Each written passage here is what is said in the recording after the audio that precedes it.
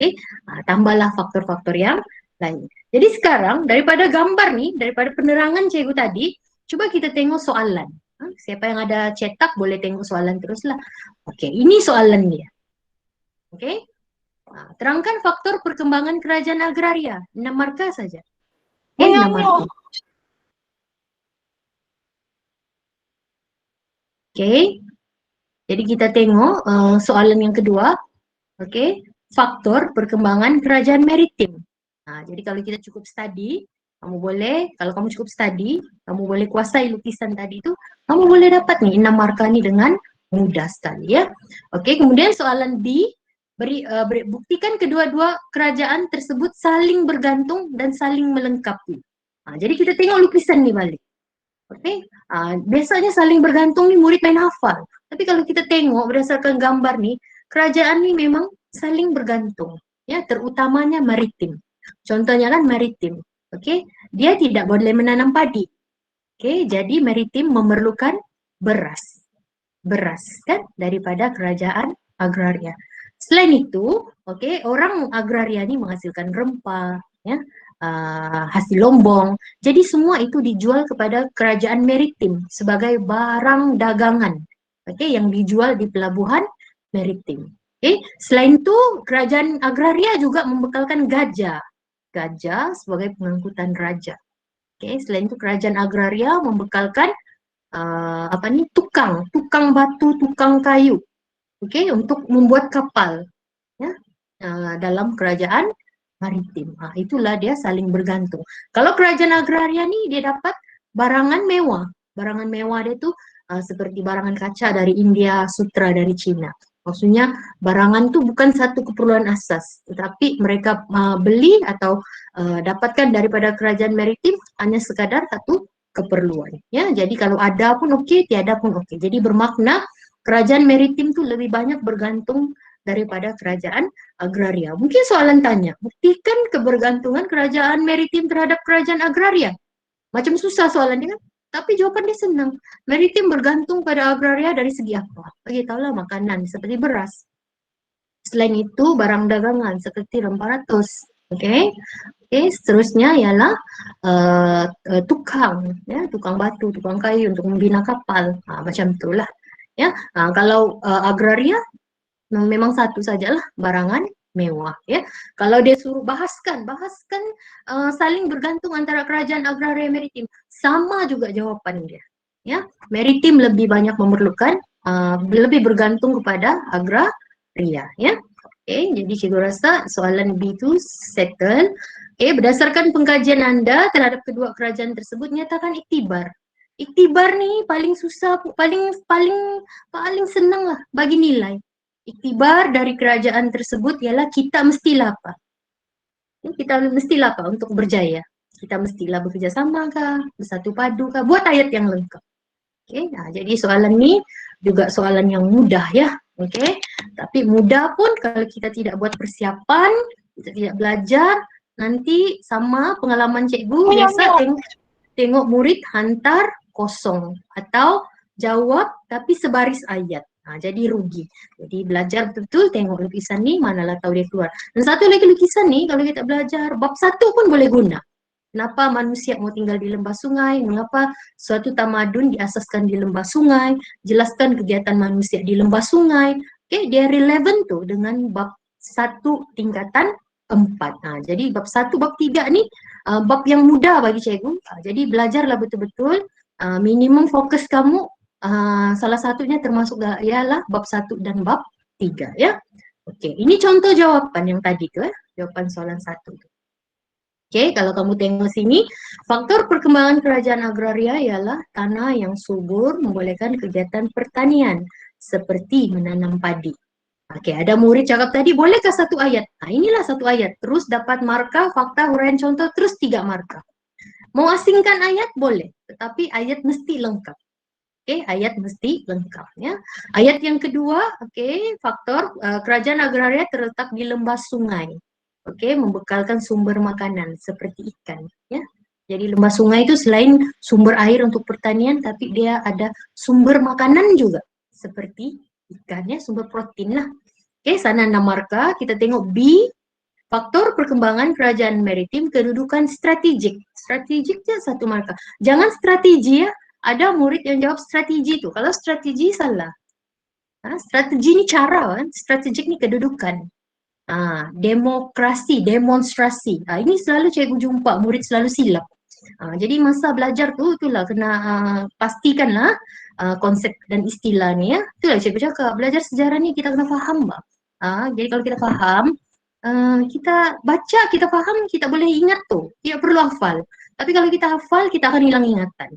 Begitu. So, dan satu lagi, kalau kita hafal, kita rasa berat sejarah ni. Ya, macam kalau cikgu kan, kenapa kalau cikgu mengajar, cikgu boleh ingat. Macam contoh perjuangan Tuan Haji Abdul Rahman Limbung 1822, 1922, 1925. Kenapa saya boleh ingat tahun-tahun tu? Sebab kita faham proses dia. Okey, jadi begitu juga dengan sejarah ni. Okey, faktor perkembangan kerajaan maritim ialah kedudukan yang strategik, okey, di tengah laluan. Di tengah laluan di alam Melayu kah?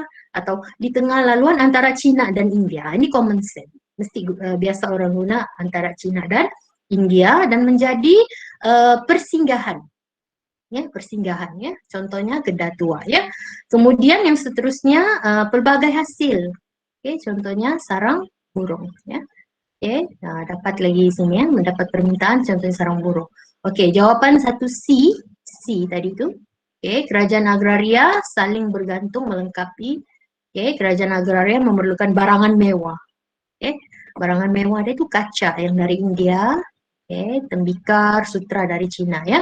Okay, sebab dua pedagang ni, Cina dan India ni singgah di pelabuhan alam Melayu tu lah ya. Okay, sebagai pelabuhan persinggahan, jadi mereka berjual beli di situ ya.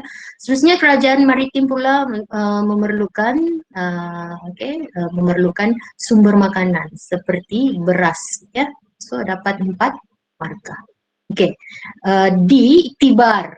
Okey, rajin berusaha untuk mencapai kejayaan. Okay, berusaha.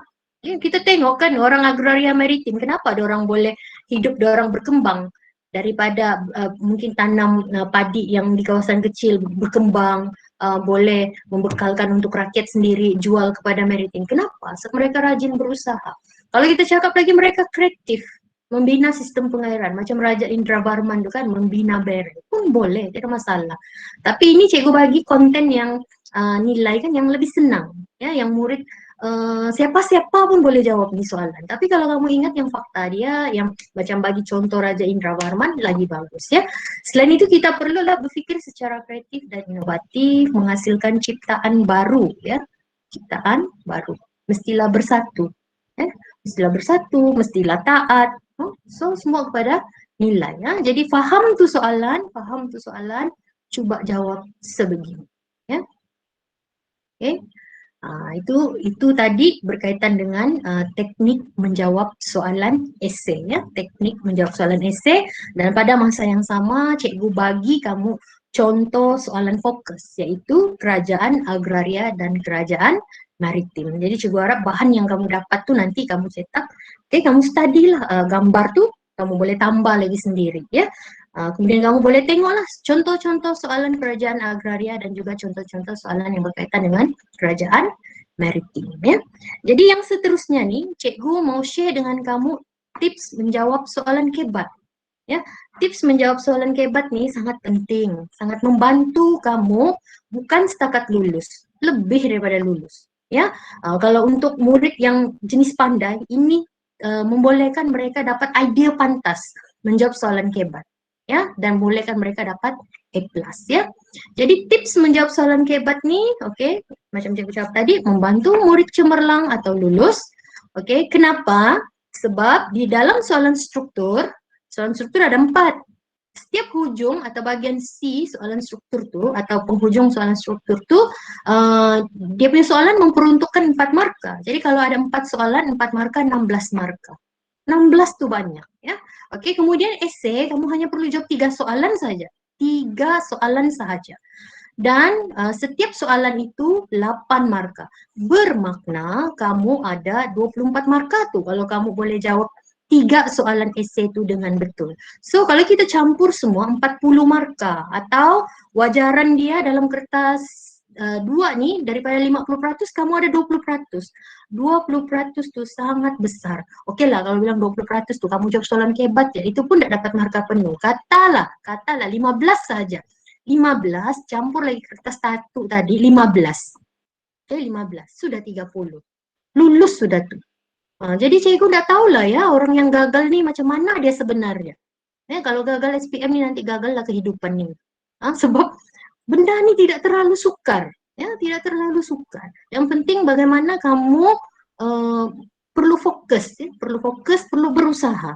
Ingat tuh cikgu bilang lepas SPM, kalau mau tidur kah, mau lepak lah. Ah, mau tidurlah, jangan terbangun-bangun terus kan. Tapi untuk beberapa hari ini berusaha. Ya, ada soalan? Oke, dah cikgu teruskan dulu ya.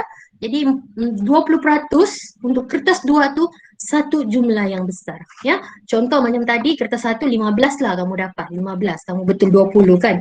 Oke, 15%. Yang ini 20, sudah 35%. Belum masuk kertas tiga yang meniru tuh. Yang kamu boleh buka buku. Itu pun cikgu bagi lagi, sediakan bahan lagi. Jadi mustahil lah kan tidak boleh lulus. Tapi itulah kalau kamu berusaha lebih daripada lulus lagi kamu dapat ya. Oke, tengok edaran yang cikgu bagi itu, tips yang cikgu bagi ini formula. Mungkin kamu tengok dia sekadar cut begitu, tetapi semasa menghasilkan dia ni cikgu buat analisis ya, 20 tahun soalan SPM. Ya, 20 tahun soalan SPM. Mungkin kamu tengok inovasi ni senang je ni. Bukan semudah itu ya, cikgu analisis. Oke, soalan-soalan tu kemudian jawapan-jawapan yang boleh diterima. Jadi cikgu menghasilkan satu formula yang cikgu namakan sana Easy Kebat for History, yang mana dalam Easy Kebat for History ni ada dua bahagian. Satu, Easy Body Kebat, guna badan kita menghasilkan fakta atau kunci. Ya, jadi easy body ni kena faham ha? Kalau ada kamu jumpa soalan yang berkaitan seperti apakah peranan, jelaskan usaha, apakah tindakan, apakah pengajaran, apakah iktibar. Macam tadi kan, jelaskan iktibar dari dua kerajaan tersebut. Okey, jadi kamu boleh guna formula ni, easy body ni. Okey, cikgu pergi. Yang kedua, impact. Yang ini ya, impact. Okey, impact ni himpunan kata kunci. Cikgu sudah pilih ya yang mana yang paling mudah untuk kita ingat, tapi pada masa yang sama membantu kamu dari segi menjawab soalan. Cikgu bagi ni banyak ni, macam 10 kalau cikgu tak silap, kamu kurangkan lagi lah, ambil 5 sahaja atau 4 sahaja, hafal dia. Ya, jadi impact ni kalau kamu jumpa soalan, jelaskan kesan, jelaskan impact, jelaskan kepentingan atau apakah manfaat, apakah kebaikan. Jadi kamu boleh guna kata kunci yang impact ni tadi untuk menjawab soalan. Ya, jadi nanti kan cikgu-cikgu yang ada di sini bersama murid, okey, kalau kamu cetak pun boleh benda ni, cikgu sudah bagi kamu saiz yang besar tu jadi dia jelas. Tapi kalaulah kamu mau lagi melukis kan, kamu ambil gambar kamu label, atau kamu ambil artis pujaan kamu, siapa Lee Min Ho kah, siapa-siapalah Korean artis kesayangan kamu label matamu yang cantik, berpandangan jauh, begitu. Okey, mulut berani bersuara. Okey, telinga ni dia mendengar. Bila dia mendengar dia prihatin. Otak untuk berfikir macam mana? Kreatif, inovatif, begitu. So dari muka kita ni je pun sudah ada jawapan. Berpandangan jauh, berani bercakap benar, berfikir, prihatin. Mau tambah lagi bahu, bertanggungjawab. Jadi cikgu dah tahu lagi apa lagi yang paling mudah cikgu sediakan untuk kamu. Kalau kamu ingat setakat sampai bahu je pun sudah 5 isi. 5 isi ni kalau kamu jelaskan lagi, dapat lagi 5 markah. 10 markah sudah. Lebih sudah kan? Okay, jadi kita tengok detail dia, formula Easy Kebat. Yang ini, pahlawan ni ya. Pahlawan ni Cikgu Syamsuddin punya lukisan ni ya. Okay, dulu cikgu lukis kanak-kanak. Tidak cantik lah. Jadi ini dia lebih cantik. Jadi kita tengok, cikgu sudah bagi sana penjelasan. Sesuai untuk menjawab soalan peranan. Tengok soalan tu. Bila nampak soalan esei tu kan, tengok apa dia mau. Peranan kah, iktibar kah, pengajaran kah, teladan kah, tindakan kah, usaha. Jadi kamu guna kata kunci ni untuk menjawab soalan itu. Ingatlah ya, kepala kamu je lah. Ada mata untuk berpandangan jauh. Ada mulut berani bersuara, berkata benar. Okey, otak berfikir secara kreatif, inovatif. Telinga prihatin, ambil berat. bahu bertanggung jawab. Mau pergi lagi hati, cintakan negara, jujur, ikhlas. Nah, senang kan? Oke, sangat senang mau ingat. Jadi yang impak ini berapa nih? 3, 4, 5, 6, 7, 8, 9, 10, 11. Nah, jadi ingat 5 aja lah. Oke, kalau cikgu ambil politik, ekonomi, hak asasi, pendidikan, kedaulatan, begitu. Ah, jadi cikgu sudah ada catatan lagi di situ, sesuai untuk menjawab yang soalan macam mana. Nah, jadi kalau kamu mahir dua nih, oke, soalan kebat tuh tiada sudah yang tidak boleh jawab, ya. Soalan kebat tuh tiada sudah yang tidak boleh jawab. Mungkin mungkin ada juga lah yang kebat yang berasaskan fakta di buku teks, ya. Tetapi itulah pentingnya ulang kaji. Kalau kita ulang kaji, kita pernah jawab soalan tuh, satu, dia sudah meningkatkan kemahiran kita. Yang kedua, kalau kita memahami cara memahami dan menulis mengikut kehendak jawaban, benda ini kalau kita sudah lakukan balik-balik, mudah bagi kita, ya. Oke, cikgu bagi contoh yang ini. Ini soalan SPM tahun lepas. Oke, soalan struktur nih ya. Oke, soalan struktur. Oke, soalan SPM 2019. Jadi seperti biasa soalan esei kena berbalik kepada 6 perkara tuh. Oke, yang cikgu cakap tadi. Mesti respon kata tugas, esei, ada fakta huraian contoh, mesti ada penanda wacana. Asingkan perenggan jika mau. Oke, patuhi peruntukan markah. Jadi kita tengok soalan dia bagaimana kehidupan masyarakat Melayu selepas kedatangan Islam. Jadi kehidupan masyarakat Melayu selepas kedatangan Islam ialah mereka tengok mata, berpandangan jauh. Mau tambah lagi dalam tindakan. Jadi ayat itu tidak tergantung kan. Selain itu masyarakat Melayu berani bersuara. Biasanya bersuara untuk kebenaran. Terpulang berani bersuara pun boleh tuh nokta di sana ya. Di samping itu mereka mengamalkan kehidupan yang jujur, hati kan. Berikutnya mereka memimpin ke arah kebenaran, tangan, memimpin, membimbing, mendorong. Macam guru kamu sekarang nih kan, mendorong kamu. Selain dia guna mulut dia bercakap, tangan dia bergerak mengarah kamu, menyusun kamu kan, memimpin, mendorong, membimbing. Ya, berikutnya masyarakat Melayu memimpin ke arah kebenaran. Ya. Kemudian akhir sekali mereka juga gigih berusaha. Ya, gigih berusaha. Ya, gigih berusaha ini kaki lah, berdikari. Ini cikgu ambil separuh badan. Tapi boleh juga kalau kamu mau ambil muka saja, terpulang pada kamu. Terpulang pada kamu. Yang penting kamu ingat sekurang-kurangnya 5. Jadi di Dewan Perperiksaan nanti inilah ideal kamu guna berulang-ulang. Sesuaikan sahaja dengan kata kunci pada soalan. Jadi ayatnya ayat lengkap, jadi dia layak mendapat 1 markah penuh untuk setiap ayat. Oke, jadi di sini dia akur dengan peraturan markah, dia dapat 5 markah untuk soalan ini. Ya, tapi soalan ini hanya 4 kan. Jadi dia dapat markah penuh lah nih, terlebih lagi. Ini satu jawaban yang bagus. Kalau kita tengok kan, tidak banyak pun dia jawab. Tidak susah pun, tidak payah mau pikir di buku teks. Ya, guna formula ini. Ya, yang seterusnya. Oke, yang ini bebas, mana-mana kamu boleh guna lah. Ya, ini soalan 8C. Ini soalan esei. Soalan esei ini banyak markah dia, 8. 8 kalau kamu boleh bagi 4 fakta, kamu hurai boleh dapat 8. Tapi kalau tidak, ambillah mana-mana 8. Tapi cikgu ni macam ada huraian nih kalau cerita silap. Jadi tengok, tindakan pembesar Melayu bagi memastikan mereka menguasai pusat perlombangan biji timah, berfikir secara kreatif dan inovatif. Otak, berfikir secara kreatif dan inovatif. Kalau mau tambah huraian, tambah. Memajukan perusahaan perlombongan. Contohnya mencipta teknologi. Macam orang barat kan, orang cipta kapal korek. Kemudian selain itu, berpandangan jauh, mata. Mereka berpandangan jauh. Kalau nokta di situ pun tidak masalah. Mau sambung lagi, berpandangan jauh memajukan kawasan perlombongan. Boleh. Seterusnya berani bersuara. Berani bersuara. Berani bersuara mempertahankan hak. Dapat lagi markah. Di samping itu, penanda wacana lagi kan, pembesar perlu bersikap cintakan negara, hati, agar tidak mudah terpengaruh dengan anasir luar. Ya. Di samping itu, mereka perlu mendorong masyarakat Melayu bersatu memajukan ekonomi. Mendorong, atau menggalakkan, meminta orang Melayu bersatu. Berikutnya, pembesar Melayu mesti gigih berusaha. Ataupun berikutnya, kita mesti gigih berusaha. Tidak masalah. yang penting fakta tu ada. Okay, ini contoh ayat cikgu, jangan juga kamu terlampau, ayat cikgu ni macam ngam, bagus. Tidak, buat ayat yang simple, tidak masalah ya. Akhir sekali, kita perlu PK. PK ni mendengar kan? PK dengan perubahan. Macam kamu lah kan, perlu PK bah perubahan. Kita lah perlu PK perubahan. Dengan COVID-19 ni kan, dengan COVID-19, kita perlu PK, apa arahan, apa SOP begitu kan. Contohnya walaupun kita datang ke sekolah, jaga jarak dan sebagainya. Sangat penting tu ya.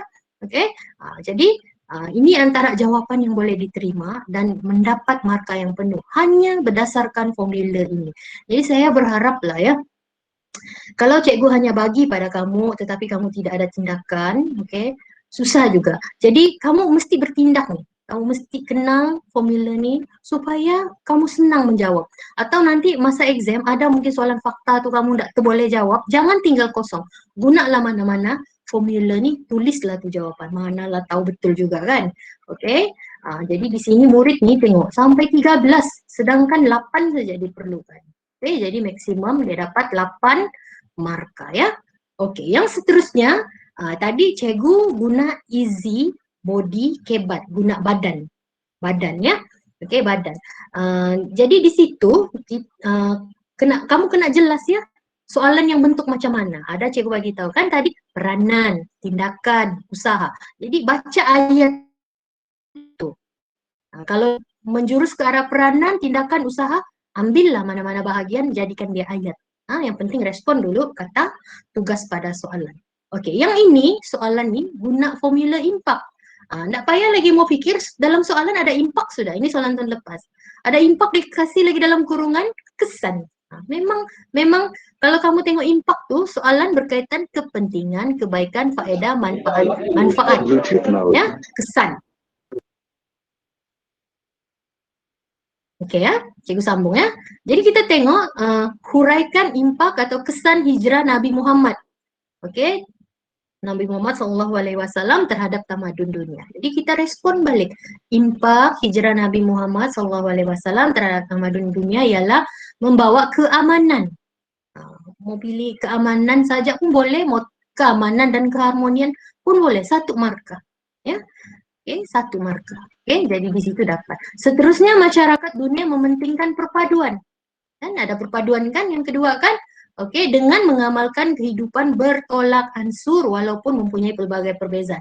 Kalau kamu mau asingkan pun boleh, tidak masalah. Okay, tidak masalah ya. Perpaduan titik. Selain itu mengamalkan kehidupan bertolak ansur walaupun mempunyai pelbagai perbezaan.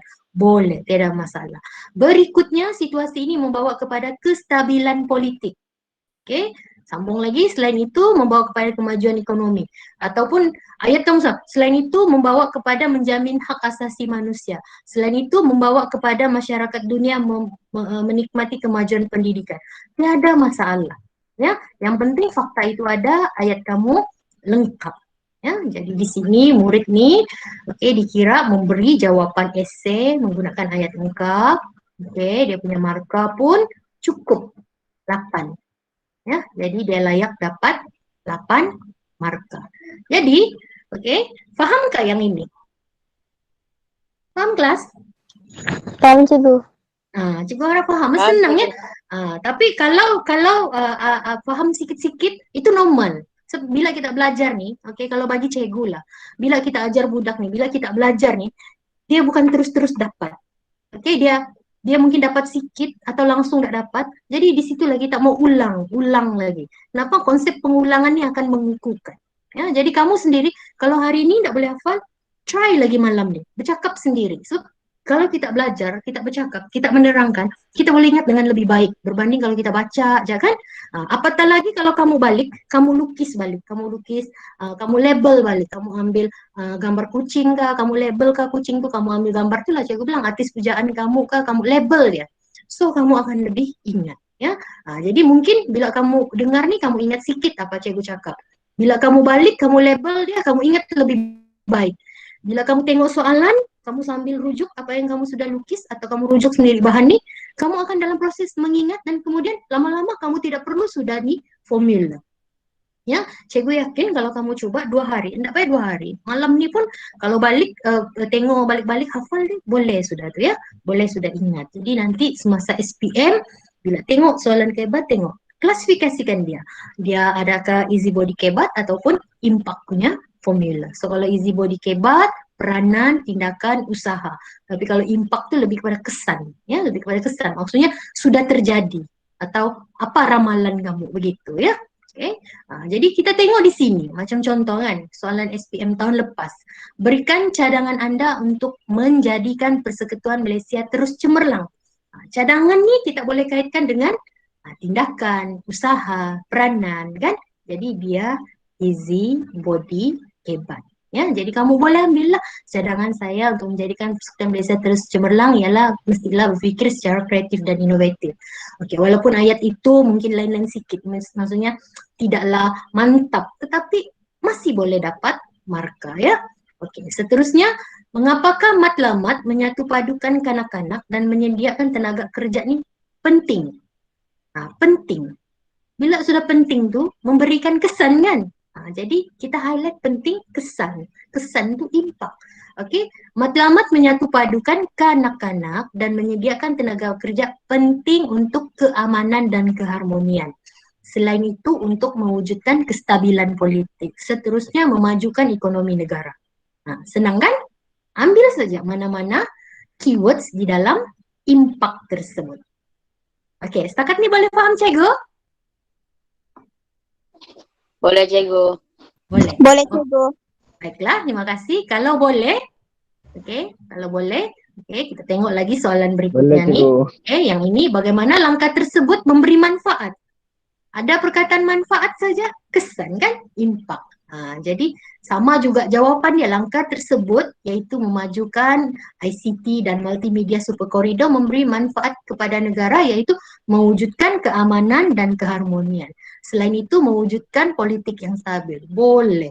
Ya, boleh. Tapi kalau kamu ada idea yang lebih baik, kamu ada konten yang bagus yang berkaitan dengan ICT, MSc ni, boleh juga kamu bagi. Tapi kalau tiada idea, gunalah formula impact tersebut. Ya, okey. Soalan sebenarnya banyak juga 2019 boleh guna formula ni, tapi cikgu mau share beberapa tahun punya soalan. Contoh, mengapakah perubahan ekonomi, politik dan pendidikan penting bagi sebuah negara? Okey, ini impact ke easy body? Apa tu cikgu? Soalan ni kamu boleh guna formula yang mana untuk jawab? Impact ke easy body? Impact cikgu. Impact cikgu kan ya, impact. Ya, perubahan ekonomi, politik dan Impact, pendidikan cikgu. penting bagi sebuah negara untuk mewujudkan keamanan dan keharmonian. Itu sebab cikgu sudah highlight penting. Jadi kamu tahu kan, tapi itulah bila kita berada di Dewan Peperiksaan, bila kita baca soalan tu kita klasifikasikan dulu dia. Impact, easy body ataupun impact. Yang mana satu. Jadi barulah kamu guna saja perkataan-perkataan atau fakta-fakta itu untuk menjawab soalan. Jadi di sini sebenarnya kamu boleh mendapat idea yang cepat, ya, idea yang cepat dan membolehkan kamu menjawab soalan kebat. Jadi selepas perkongsian ini, cikgu rasa tiada alasan sudah kamu tidak boleh menjawab soalan kebat. Okay? Siapa yang tak boleh tu, something wrong lah tu dengan dia. Sangat senang sudah cikgu bagi. Bila jumpa soalan, klasifikasi dulu. Easy body ke impact? So, kalau kamu tahu easy body tu, at least kepala ni sudah boleh dapat 5 isi cikgu bilang kan. Impact tu hafal 4 ke 5. Mustahil lah langsung tak dapat markah kan. Kalau kamu boleh hafal 8 lagi bagus lah untuk 8 markah kan. Tapi kalau kamu boleh menghurai 4 pun cukup. Ya. So yang ini, mengapakah Perancis melakukan perubahan sistem pentadbiran di Indochina? Okey, impact ke easy body? Impact cikgu. Impact cikgu. Ya, impact kan kesan kan? Bila berubah tu kesan. Ya, Perancis melakukan perubahan sistem pentadbiran di Indochina untuk mewujudkan keamanan. Kan dia menjajah Indochina. Dia pun mau pastikan keamanan kan di negara yang dia jajah tersebut. Kalau tidak aman, macam mana dia mau menguasai ekonomi? Ya. Okay, yang seterusnya, mengapakah perkara-perkara sensitif? Perkara sensitif ni kena tahu juga kan kalau kita belajar tentang Perlembagaan Persekutuan 1957, okey. Perkara-perkara sensitif tu agama Islam, bahasa Melayu kan, kedudukan raja-raja Melayu tidak boleh dipersoalkan. Kenapa? Jadi ini tidak boleh dipersoalkan nih impact kah easy body.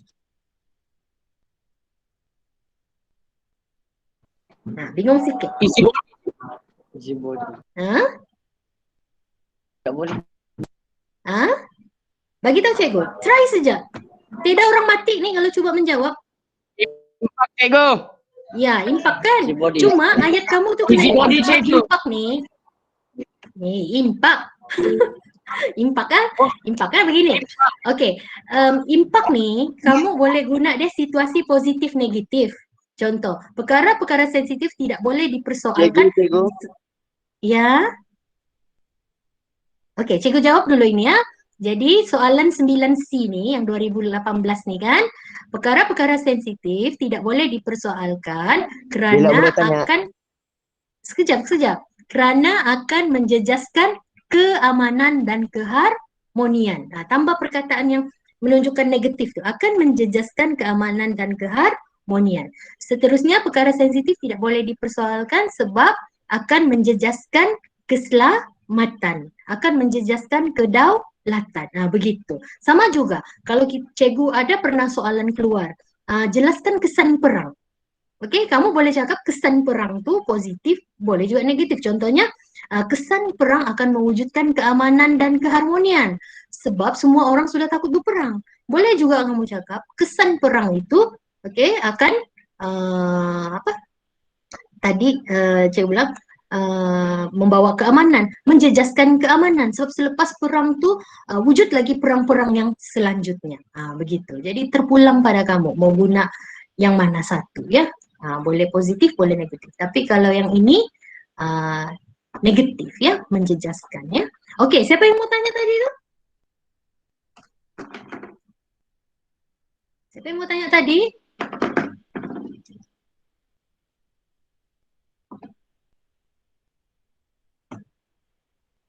Kalau tiada, kumpul dulu. Nanti kita ada banyak masa nih mau berbincang ya. Okey, sekarang nih kita teruskan lagi. Ini. Kepentingan warisan tersebut kepada dunia moden. Warisan nih, kamu kena jelas apa tu warisan. Warisan ni samalah yang tadi tu agama, bahasa, sistem pemerintahan. Itu warisan. Ini bila cikgu tanya kepentingan warisan cikgu. Jadi jangan salah tafsir. Jangan salah tafsir ya. Jangan salah tafsir. Jadi kepentingan warisan ni apa yang ada suatu masa dahulu tapi masih kekal hari ini yang kita perlu jaga. Macam bahasa Melayu begitu kan. Okey. Terpesona. Okey. Apakah kepentingan warisan tersebut? So kalau kepentingan tu apa? Easy body ke impact?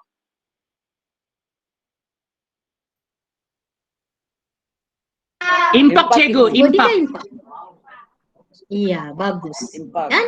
Jadi siapa yang yakin sudah terus jawab impact tu ada sudah mula memahami formula tersebut. Okey? So bagi orang yang salah jangan risau ya, jangan terus berpatah hati. Balik ni try lagi. Okey, buat pengukuhan lagi bersama cikgu kamu ya. Okey, impact ya. Ini pun mengapa perpaduan bangsa diberi keutamaan? Sebenarnya ini pun impact ya. Sama juga yang ni ya, cikgu bagi tadi. Berikan 4 cadangan supaya generasi muda hari ini menjadi warga negara Malaysia yang berupaya mempertahankan kedaulatan negara. Okey, bila cikgu bagi soalan sebegini kepada murid, murid selalu sukar mau jawab ni atau langsung tidak jawab. Okey, dia rasa perlu buat sesuatu yang sukar lah. Macam mana kita mau mempertahankan kedaulatan negara?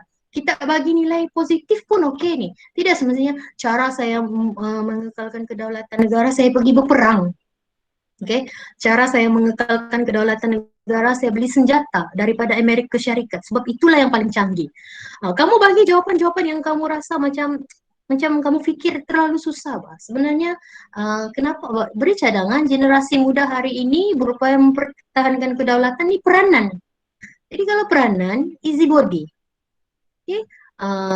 Jadi boleh mula dengan jawaban kamu cadangan generasi muda hari ini menjadi warga Malaysia yang berupaya mempertahankan kedaulatan negara sentiasalah berfikir secara kreatif dan inovatif. Kalau mau hurai lagi boleh, mau nokta pun terus. Selain itu sentiasa berpandangan jauh dalam tindakan kah, semasa berfikir kah, terpulang. So yang penting bila tengok soalan ni, tahu dulu formula mana. Ya, jadi jangan tengok soalan ni macam susah lah soalan ni cikgu, matilah aku mau jawab ni. Begitu. Ya, ndak akan mati tu ya. Jadi kenapa sukar? Sebab kamu yang fikir dia punya jawapan tu sukar. Jadi cikgu harap formula ni sudah membantu kamu ya. Begitu, ini soalan yang tadi ya. Apakah tindakan pembesar Melayu memastikan mereka menguasai perusahaan pelombangan biji timah? Jadi tindakan. Jadi sini pun bila tindakan jelas. Easy, body, hebat. Kan? Easy, body, hebat. Peranan pun easy, body, hebat. Okay? Jadi jelas ya formula tu. Jadi sini kepentingan undang-undang. Kepentingan undang-undang dalam kehidupan manusia mewujudkan keamanan dan keharmonian.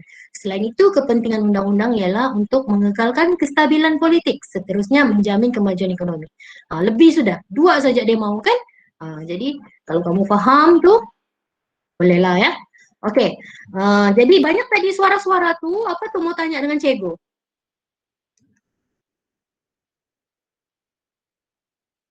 Ada? Ada pertanyaan? Jelas juga, tidak.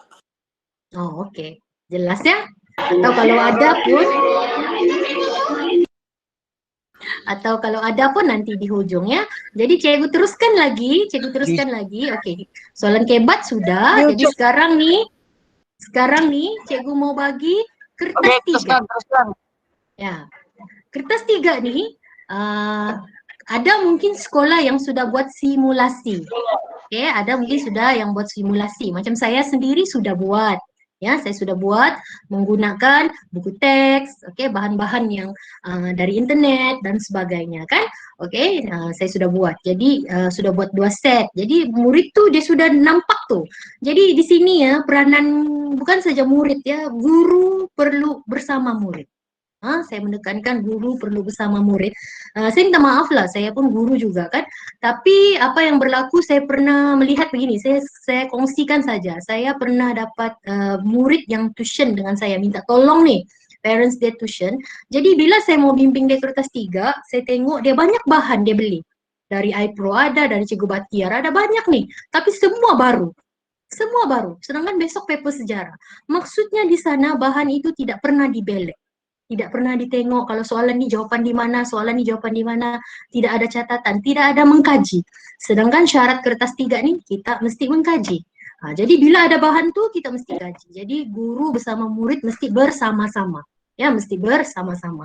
So kalau tidak murid tu nanti dia di dewan peperiksaan, kalau dia tidak mengkaji, dia baru mau buka, dia baru mau baca, dia baru mau cari. That's why dia tidak boleh jawab semua sama ada 8 atau 9 soalan tersebut. Dan sebenarnya untuk murid yang ada di sini, peluang kamu mau skor sejarah ni kertas 3 ni. Okey? Kamu disuruh meniru, disuruh membuka buku. Tirulah dengan sebaiknya, dengan bijaksana. Ya? Jadi kita tengok format kertas 3 ni 3 jam. Kalau di sekolah ada yang tidur beliur lagi. Siapa tidur cikgu sumpah ni nanti tak boleh tidur ya. Okey, jadi wajaran di sini 20%. Banyak. Tadi cikgu bilang kalau 15 kertas 1, 20 jawab kebat je sudah 35. Ini 20. Tak payahlah dapat 20, dapat 14 je. Sudah 49 markah. Kalau dapat 15, 50. 50 tu kalau SPM boleh dapat C, boleh dapat B sudah. Bergantung kepada graf semasa. Kan? Jadi tidakkah kamu mau grade yang lebih bagus? Ya, sebab kalau sekadar lulus ni senang sudah. Formula sudah ada, kertas 1 tips sudah ada. Memang cikgu yakin kamu boleh lulus. Kecuali kalau orang yang tak bertindak lah. Lepas kamu ikut perkongsiannya ya. Okey, berdasarkan satu tema, cikgu rasa semua orang sudah tahu tema apa, bab mana, bab 9 yang awal tentang perang. Ya, bab 9 yang awal tentang perang. Ya, tetapi untuk kertas 2 kita target dasar kan. Tapi kalau bagi cikgu bab 9 ni kamu study lah semua. Okey, Assalamualaikum Cikgu Anita. Ya. Boleh mencela untuk tanya soalan? Ya, boleh. Okay, ini soalan dari sekolah dari yang link group yang satu lagi ya. Jadi mungkin diorang tidak dapat direct bercakap dengan cikgu, saya tolong baca dululah. Boleh. Okey, soalan pertama, bagaimanakah menjawab soalan kata kuncinya sejauh manakah? Oke, boleh. Lagi? Itu soalan yang seterusnya. Adakah boleh menggunakan pertama, kedua, ketiga, keempat dan seterusnya bagi permulaan ayat, isi jawapan? Oke, saya Kalau jawab ya. terlupa nombor soalan. Kalau terlupa nombor soalan, satu lagi Cik ya. Adakah dapat markah? Oke, lagi? Okey, lagi. Itu sajalah, nanti saya akan baca lagi lah sekiranya ada. Oke ya, sebelum saya terus kepada kertas 3 nih, saya mau jawab dulu soalan-soalan cikgu-cikgu nih ya. Oke, soalan yang pertama, bagaimana menjawab soalan sejauh manakah? Oke, saya tidak kongsi sebab saya mau fokus untuk murid yang ablu nih kan. Aku wajib lulus, tapi sebenarnya untuk slot-slot yang lain biasa saya kongsi. Oke, kalau dapat soalan sejauh mana, biasanya saya suruh murid jawab. Tetapi biasanya sukar sebab mereka tidak tahu teknik yang betul. Oke, untuk soalan sejauh mana, biasanya di dalam soalan tuh dia bagi fakta sudah. Jadi fakta di dalam soalan itulah cikgu kena hurai. Oke, contoh. Oke, sejauh manakah petempatan kekal, oke, membawa kepada kehidupan bertamadun? Jadi maksudnya di situ kita perlu hurai petempatan kekal tuh. Jadi petempatan kekal membawa kepada kehidupan bertamadun apabila manusia mula menetap di lembah sungai. Lembah sungai dipilih kerana mempunyai sumber air. Seterusnya sumber air ini membolehkan kegiatan pertanian. Maksudnya dalam soalan sejauh mana tuh fakta yang dibagi itulah yang kita perlu hurai. Oke, saya mau imbas balik pada 1 tahun tuh ada banyak soalan sejauh mana. Bila banyak soalan sejauh mana, disitulah graf kita turun ya, pencapaian kita turun. Sebab pada masa tu ada 4-5 lah soalan sejauh mana. Tetapi kalau kita boleh menjawab soalan sejauh mana ni, okay, menghurai fakta yang diberi itu, okay, saya rasa soalan ini menjadi pilihan. Ya, saya rasa soalan ini menjadi pilihan. Kalau sempat saya tunjuk nanti satu saya punya slide yang khas untuk soalan sejauh mana ni ya. Sebab saya mau memberi fokus kepada saya rasa kalau murid ablu saya risau dia agak berat kan. Tetapi saya boleh share juga dengan cikgu. Tetapi begitulah saya cakap. Biasanya dia ada fakta sudah di soalan tu, fakta di dalam soalan itulah cikgu perlu hurai. Kalau sesudah cikgu hurai fakta tu, cikgu mau bagi fakta lain, murid mau bagi fakta lain pun tiada masalah. Contoh macam sebelum ni dia itulah macam soalan dia sejauh manakah faktor-faktor di atas mempengaruhi kehidupan bertamadun. Dia bagi pendapatan kekal, kehidupan berorganisasi. Jadi hurai 2 tu sajalah. Okey, atau dia tidak bagi stimulus tu, dia bagi terus dalam ayat. Sejauh manakah petempatan kekal membawa kepada kehidupan bertamadun? Hurailah tu petempatan kekal. Jadi kalau cikgu sudah hurai petempatan kekal, selain daripada petempatan kekal, bahasa dan tulisan juga membawa kepada kehidupan bertamadun. Boleh, tiada masalah ya. Okey, itu soalan sejauh mana. Saya harap cikgu tu jelas ya, dan boleh membimbing murid lah ya menjawab soalan kalau sejauh mana. Di video yang saya kongsi pun ada tu ya, saya share. Okey, satu lagi. Adakah boleh murid menggunakan yang pertama, faktor yang pertama ialah, boleh cikgu, dianggap penanda wacana juga tu. Faktor berikutnya atau faktor kedua, boleh, tidak masalah. Okey, tetapi kalau terlupa tulis nombor soalan, jangan lupa. Jangan lupa. Macam mana tu pemeriksa mau tahu kau lupa atau sengaja? Jadi jangan lupa itulah bila duduk di dewan peperiksaan ni, okey, sebelum peperiksaan tu kita sudah cukup ulang kaji. Bila kita cukup ulang kaji, kita tenang, okey, kita tidak lupa. Itu satu. Yang kedua, mohon restu ibu bapa, guru. Jangan jahat kepada kawan, jangan jahat kepada ibu bapa dan guru. Jadi ilmu berkat, kita pergi menjawab pun tenang. Jadi kita tidak lupa. Atau kalau takut lagi mau lupa dalam perjalanan, jangan lupa tulis soalan, jangan lupa tulis nombor soalan, jangan lupa tulis nombor soalan. Ya, ingat saya cakap pemeriksa tu macam cikgu cakap tadi lah.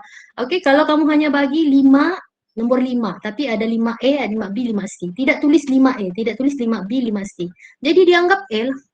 Jadi kena tulislah nombor soalan ya. Okey, saya rasa saya menjawab tu, tapi kalau cikgu mau mengajukan soalan seterusnya, tolong bacakan sajalah ya. Okey. Jadi boleh saya sambung? Boleh cikgu, boleh. Oke. Boleh cikgu. Ah. Okay. So open book test. Open book test maksudnya kamu boleh buka buku lah. Buka buku kah, buka bahan kah, apa-apa saja. Tidak boleh barangan elektronik, tidak boleh smartphone. Sekarang ni jangan kamu main-main ya. Sekarang ni murid masa PKP ni di sekolah boleh bawa phone kan, so tidak boleh online di kelas kan. Tapi masa SPM jangan kamu bawa phone. Jangan bawa phone semasa kertas 3. Kalau bawa je simpan, tidak apa. Tapi nanti terjejas juga, mana tahu berbunyi ke apa kan. Biasanya phone kamu akan tinggalkan dengan cikgu kamu ya. Jangan bawa ya cikgu. Di sekolah saya pernah ada case-nya meniru guna phone, memang gagal. Ya, memang gagal ya. Tidak dapat sijil. Jadi tolong ya. Oke, hanya bahan-bahan seperti buku, bahan cetakan ya. Oke, perlu ada bahan. Kalau kamu tidak ada bahan, apa kamu mau tulis? Paling kurang bahan adalah buku teks. Paling kurang adalah buku teks tingkatan 5 yang bab 9.1 tuh ya, perang. Oke, dan cikgu kamu perlu bagi cadangan lah, provide bahan kamu, oke, tambah supaya yang soalan kebat tuh kamu boleh jawab dengan baik ya. Dan soalan sebenarnya antara 7 hingga 10, pernah ada 8, pernah ada 9, biasa 9, oke, pernah tahun lepas 10. Jadi semua soalan kena jawab sampai kamu jumpa perkataan tamat, TAMAT. Pernah sekali tuh soalan 1 hingga 8, 9 di sebelah, ramai tidak tengok di sebelah. Sedangkan 9 tu 5 markah. Jawapan pun senang. Jadi sayang ya, sayang. Jadi tolong berhati-hati ya. Okey, jawab semua soalan, patuhi peruntukan markah. Patuhi peruntukan markah ni inilah sebenarnya bila kamu sudah dapat tema, kamu sudah kaji spesifikasi soalan, kamu ada bahan, itulah pentingnya kamu buat simulasi supaya kalau kamu jumpa soalan ni agak-agak cikgu kalau 5 markah ni jawapan dia yang mana, berapa banyak. Yang mana saya perlu sana. Begitu. Jadi gunalah beberapa hari ini untuk buat persiapan. Sebenarnya persiapan kertas 3 tidak panjang, tidak banyak. 1 hari pun cukup. Okey, dalam 1 hari 2 jam pun cukup. Pastikan kamu ada bahan cukup, set soalan simulasi, boleh tu. Ya, boleh sudah memberi panduan keyakinan ya kepada murid ya. Okey, ini dia tema umum. Cikgu harap semua murid sudah dapat. Sepatutnya sudah diedar. Dari segi peraturannya mesti edar nih kepada murid ya, yaitu Malaysia dalam kerjasama masyarakat antarabangsa. Perang dunia pertama juga dikenali sebagai The Great War atau perang besar yang pernah diketahui oleh manusia. Perang tersebut menandakan bermulanya konflik antarabangsa. Jadi lepas perang nih ada lagi perang-perang, ada lagi konflik yang seterusnya. So lepas perang dunia pertama apa? Perang dunia kedua kan? Lepas perang dunia kedua apa? Perang dingin, blok dunia kan? Jadi itu mesti kita ambil tahu. Ini cara kita memahami tema umum nih. Kemudian dia cakap meninggalkan kesan. Kesan nih kepada perang itu sendiri, kesan kepada negara kita. Sebab sejarah negara kita pun ada kaitan dengan perang nih. Daripada perang nih lah, lepas tu kita merdeka dan memberi kesan kepada sistem politik dan pemerintahan di negara kita. Jadi dengan memahami tema ni kita boleh buat spesifikasi. Tapi spesifikasi pun sudah disedia, banyak sudah di grup. Cikgu pun sudah share 10 yang dari tim iPro punya tu kan. So kan cikgu, murid, kalau kamu buat tu 10 set tu, mustahil lah lagi kamu tak boleh dapat 10 ke 12 atau 14 per 20 markah ya. Jadi memang boleh, apatah lagi bahan pun sudah ada ya. Okey, ini antara bahan. Kalau kamu tengok merah tu, itu adalah dari tim cikgu sendiri, yang mana ini kami buat dan kami jual lah sebab kos cetakan, pos dan sebagainya. Yang tengah tu hitam, kuning, putih tu kan, ini JPN buat. JPN buat, lepas ni cikgu rasa kamu akan dapat ni. Jadi kamu kena ucap terima kasih lah kepada pihak JPN atas usaha menyediakan bahan ni kepada kamu, untuk memastikan kamu dapat lulus minimum ni, Pak. Tapi kalau cikgu rasa dari perkongsian ni mustahil lah setakat lulus kan. Dan yang paling penting juga kamu ada buku teks. 3 benda ni lah. Mungkin ada lebih lagi, ada sekolah-sekolah yang lebih lagi lah. Kalau kamu tidak guna buku tim iPro pun tidak apa. Kamu ada yang JPN, kamu ada buku teks pun okey. Carilah lagi bahan-bahan tambahan yang lain ya. Jadi bila sudah ada soalan tu berbincang lah ya, menjangkakan soalan spesifik, sudah dibagi soalan spesifik, tidak payah sudah kamu fikir ya. Tinggal kamu fikir macam mana mau jawab tu soalan spesifik lagi ya. Oke, menganalisis, mengumpul bahan. Jadi kamu sudah ada bahan, jadi buku teks sudah ada kan. Yang nanti bahan dari JPN kamu akan dapat, kemudian adakah lagi bahan-bahan kamu yang lain. So bahan tuh kamu kena analisis. Kalau soalan ini ditanya, gimana jawaban dia? Saya rujuk yang mana? Mungkin juga kamu mau ada catatan, mau ada tambahan. Begitu ya pada bahan itu.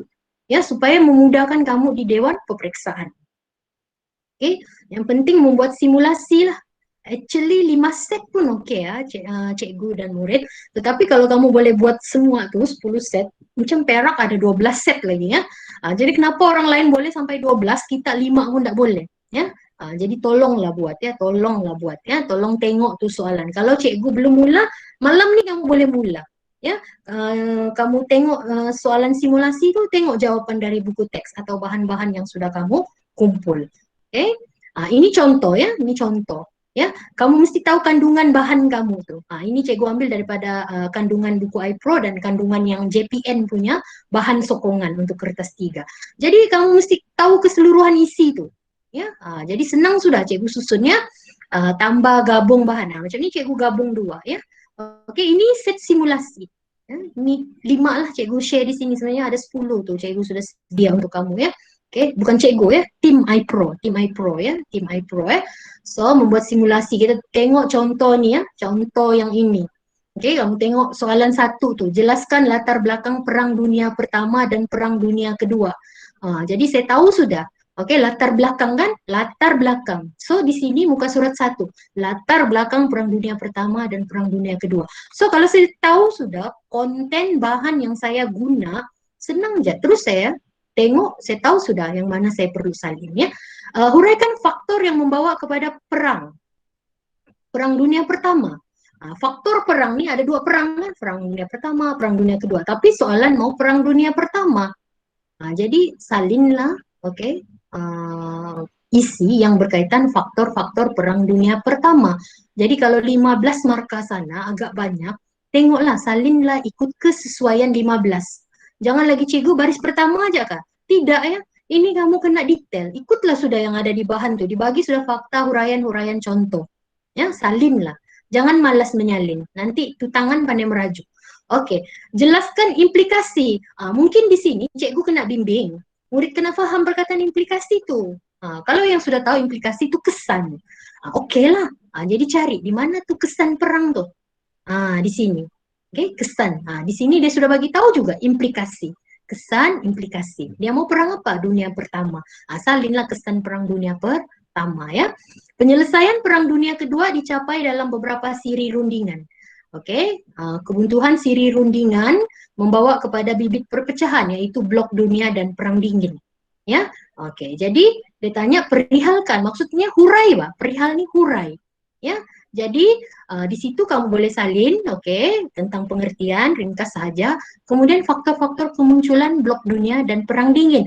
Atau kamu boleh ambil saja terus dari buku teks. Ya. Ini pun ada di buku teks. Ya, tapi di sini kita permudahkan, kita susun lagi.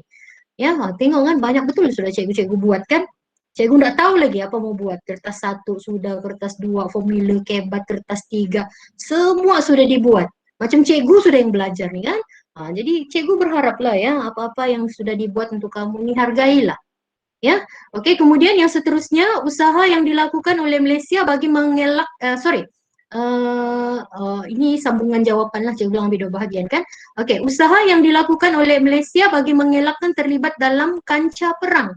Oke, ada jawaban dia di sini muka surat 18. Begitu juga cabaran dan langkah ya.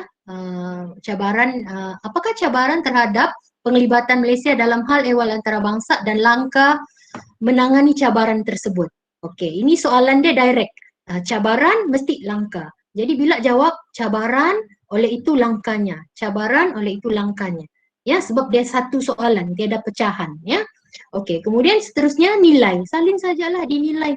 Oke, kalau 10 markah salinlah sesuai. Mungkin 4 perenggan 10 markah. Kalau 5 markah 2 perenggan begitu ya. Oke, jadi tapi kamu mesti kaji bahan tuh. Supaya kamu tahu mana nilai, mana iktibar. Oke, rumusan, kesimpulan. Tengok dia punya soalan. Ada pecahan A, B, dan C.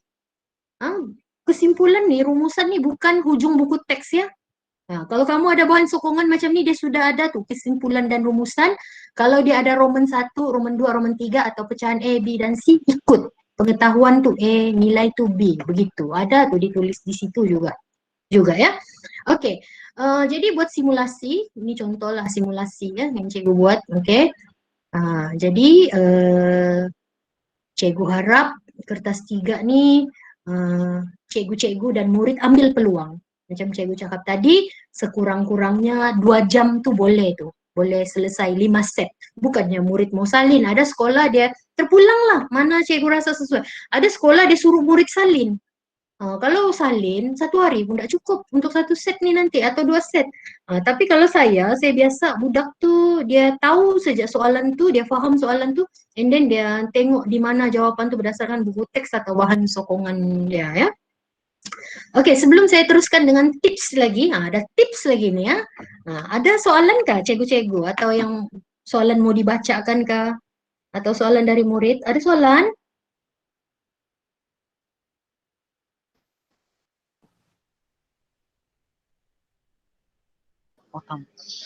Assalamualaikum Ya, cikgu. waalaikumsalam.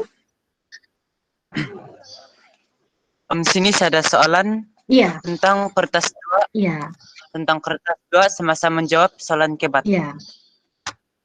Apabila soalan bertanyakan tentang soalan kebat mengenai bertanyakan sama ada pendapat setuju atau tidak, bolehkah saya menjawab tidak setuju terhadap soalan tersebut dengan mengemukakan hujah saya sendiri? Iya, boleh. Oke, bila kamu jumpa soalan, berikan pendapat Anda, berikan pandangan Anda. Oke, sepatutnya mesti kamu bagi pendirian dulu. Iya, saya setuju. Contohnya kan, adakah penjajahan masih berlaku hari ini?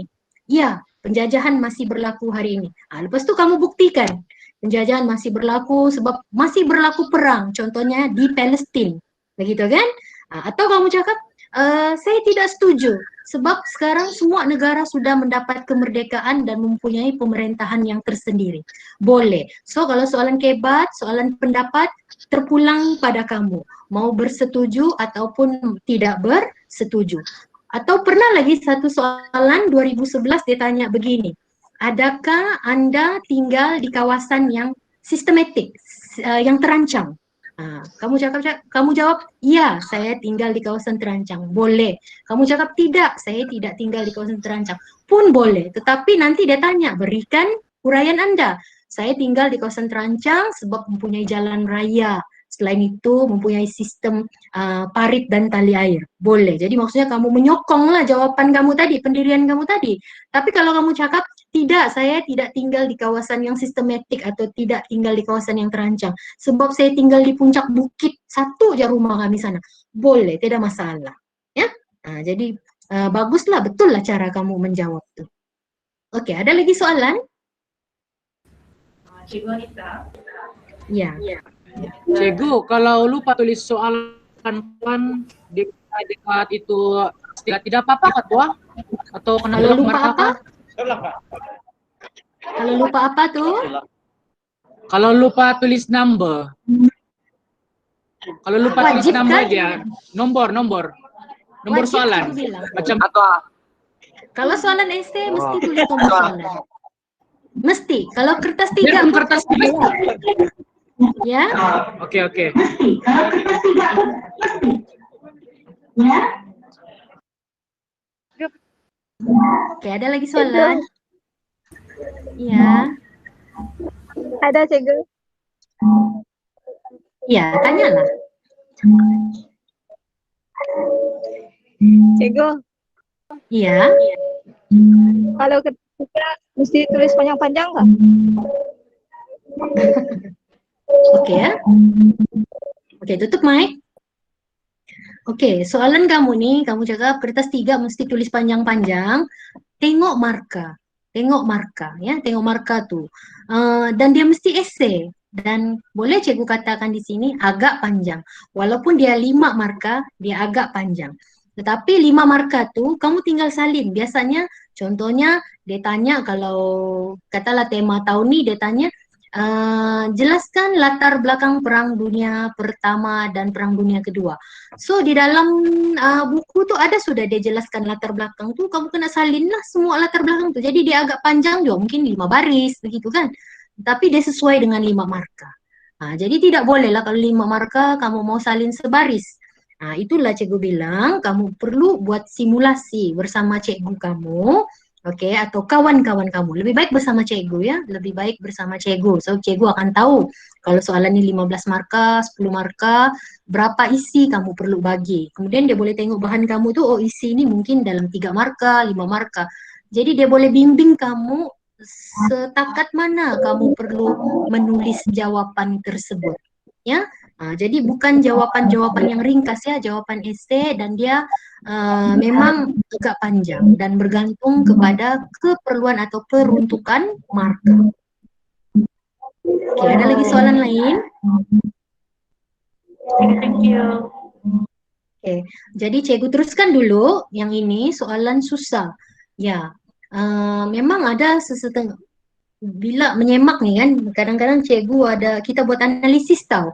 Soalan ini susah. Kenapa kita anggap soalan itu susah? Sebab daripada contoh lah, kalau kita semak satu tim 2.500 skrip, mungkin soalan itu mungkin 10 orang saja yang jawab. So kita klasifikasikan soalan itu sebagai soalan yang susah. Tapi kadang-kadang soalan susah ini adalah senang. Sebab dia ada clue. Kadang-kadang dia ada clue. Oke, jadi cikgu mau share lah. Contohnya yang ini. Ini kalau saya tidak silap soalan 2000 berapa? 19 ke? 19 ke 18? Begitu.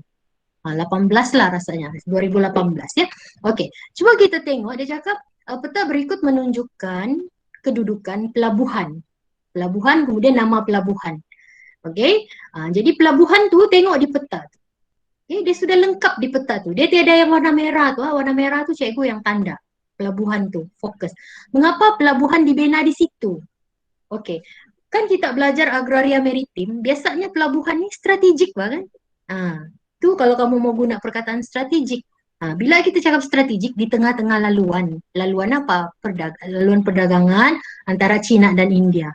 Itulah kalau kamu ingatlah yang kamu boleh apply dari bab 3 tadi itu kan. Oke. Kalau tidak kita tengok di sini ya. Pelabuhan tersebut dibina sebab terletak di tengah-tengah Selat Melaka dan Singapura. 1 marka. Oke. Selain itu, pelabuhan tersebut bersebelahan Singapura. Dapat lagi 1 marka. Oke, sebab apa? Bila bersebelahan, Singapura ni kita tahu ya, dia pelabuhan yang maju. Jadi kalau ada pelabuhan di sebelah, orang boleh pergi. Kalau sesak di Singapura, dia boleh pergi pelabuhan Tanjung Pelepas. Ya, jadi ini antara jawapan dia. Ya. Strategik, berhampiran Singapura, terletak antara Selat Melaka dan Singapura. Terlindung dari angin monsun. Kalau kita tengok kedudukan dia pun agak terlindung. Kan? Dia di dalam sedikit. Penting nih bila terlindung dari angin monsun. So, kalau kawasan tu terdedah kepada angin, nanti kapal tu dia berlabuh, dia belaga, pecah. Tapi kalau dia terlindung oleh Sumatera, terlindung lagi oleh Teluk tu kan, so dia punya pelabuhan tu tenang. Ya, terlindung daripada angin monsun. Sebutlah apa-apa nama angin monsun, ada 2 aja, timur laut, barat laut. Oke, dapat sebut tu 1 dapat lagi marka. Jadi lebih sudah daripada 4 marka. So kalau ada gambar macam ni, kajilah gambar ni. Jawab berdasarkan gambarnya. Tapi inilah antara soalan yang susah juga murid mau jawab. Dia tanya cikgu apa tu pelabuhan Tanjung Pelepas? Sebenarnya dia tidak tanya pun pasal pelabuhan Tanjung Pelepas. Dia tanya kenapa pelabuhan dibina di situ? Kenapa pusat perkapalan berlaku di situ? Begitu kan? Untuk memudahkan. Sama juga soalan ni. Ramai murid tidak boleh jawab nih. Ramai tak boleh jawab dan tidak mau jawab. Sedangkan kalau kita tengok soalan ni banyak clue di sini. Okey. Itu dah cikgu cakap, kalau kita faham yang bab 1, bab 3, tingkatan 4 tu, senang ni soalan ni. Okey, walaupun dia tanya pasal Yunani. Okey, walaupun dia tanya pasal Yunani ya. Sebab di sini kita tengok ada sungai. So dia bilang mengapa kawasan tersebut menjadi sasaran. Guna maklumat daripada peta dan pengetahuan anda. Tengok kan ada sungai. Kita sudah belajar sungai. Kenapa manusia mau tinggal di lembah sungai? Kan sumber air, sumber makanan, tanah yang subur kan. Banyak markah sudah di situ. Lepas tu pesisir pantai yang panjang. pesisir pantai yang panjang. Apa kelebihan pesisir pantai ini? Pelabuhan, perdagangan, perikanan. Kan sudah berapa banyak marka tuh. Nah, terdapat lembah sungai seperti Sungai Indus, Sungai Tigris, Sungai Euphrates. Kawasan di tepi sungai itu tanah dia subur sesuai untuk menanam kegiatan pertanian. Bagilah contoh tanaman. Selain itu terdapat sumber air untuk kegunaan harian, untuk pertanian. Seterusnya di sungai itu boleh membekalkan sumber makanan seperti ikan. Oke, pesisir pantai yang panjang membolehkan membina pelabuhan. Kemudian pelabuhan membawa kepada perdagangan. Oke, selain itu manusia juga boleh menjalankan kegiatan perikanan. Banyaknya marka kan? Senang dia soalan nih. Tapi itulah, ini antara soalan yang susah nih. Cikgu lupa tahun bila, tapi ini antara soalan yang susah. Murid bukan pilihan, dan murid yang jawab pun dia jawab ini dia tidak jawab. Ya, sebab ini kalau masa itu soalan ya. Oke, ini selamat tengah hari. Selamat tengah hari, Cikgu Hanita. Iya saya. Ada soalan yang tidak pelajar. Bagaimana hendak membezakan soalan itu bentuk holistik ataupun analitik? Oke ya, begini ya, Cikgu. Sebenarnya holistik atau analitik bukan di tangan pelajar. Oke, holistik atau analitik itu bukan di tangan pelajar ya. Analitik ini kita semak F1, F2 begitu. Itu Cikgu. Holistik ini biasanya soalan kebat lah, maksudnya kita baca keseluruhan. Walau bagaimanapun sebenarnya kebat itu masih analitik. Walaupun sudah lama kita ke arah holistik, tetapi masih analitik. Tetapi murid sebenarnya tidak perlu fikir dia analitik atau holistik. Dia perlu jawab berdasarkan contoh yang saya bagi, fakta, huraian, dan contoh. Fakta, huraian, dan contoh ya. Jadi maksudnya kalau dia fakta-fakta kita boleh analitik. Kalau holistik pun sama juga. So holistik kita ini bukan macam tingkatan 6. Dia baca keseluruhan terus dia bagi satu jawaban. Memanglah kalau dari segi peraturan pemarkahan untuk soalan kebat 7 dan 8 tuh ada dia punya skema. Holistik dia begini. Tetapi buat masa kini keseluruhan masih analitik. Ya, kalau kamu mau tahu dia analitik atau holistik lah. Tetapi bagi saya murid tidak perlu pikir jangan kamu pikir bagaimana jawaban yang pemeriksaan holistik atau analitik. Yang penting bagaimana kamu memahami soalan itu dan boleh memberi jawaban yang sesuai kepada jawaban itu dan boleh memberi marka jawaban yang cukup dengan peraturan dengan peruntukan marka. Ya. Oke, ada lagi soalan? Saya menjawab kata itu Cikgu. Cikgu sudah berpuas hati jawaban saya tuh.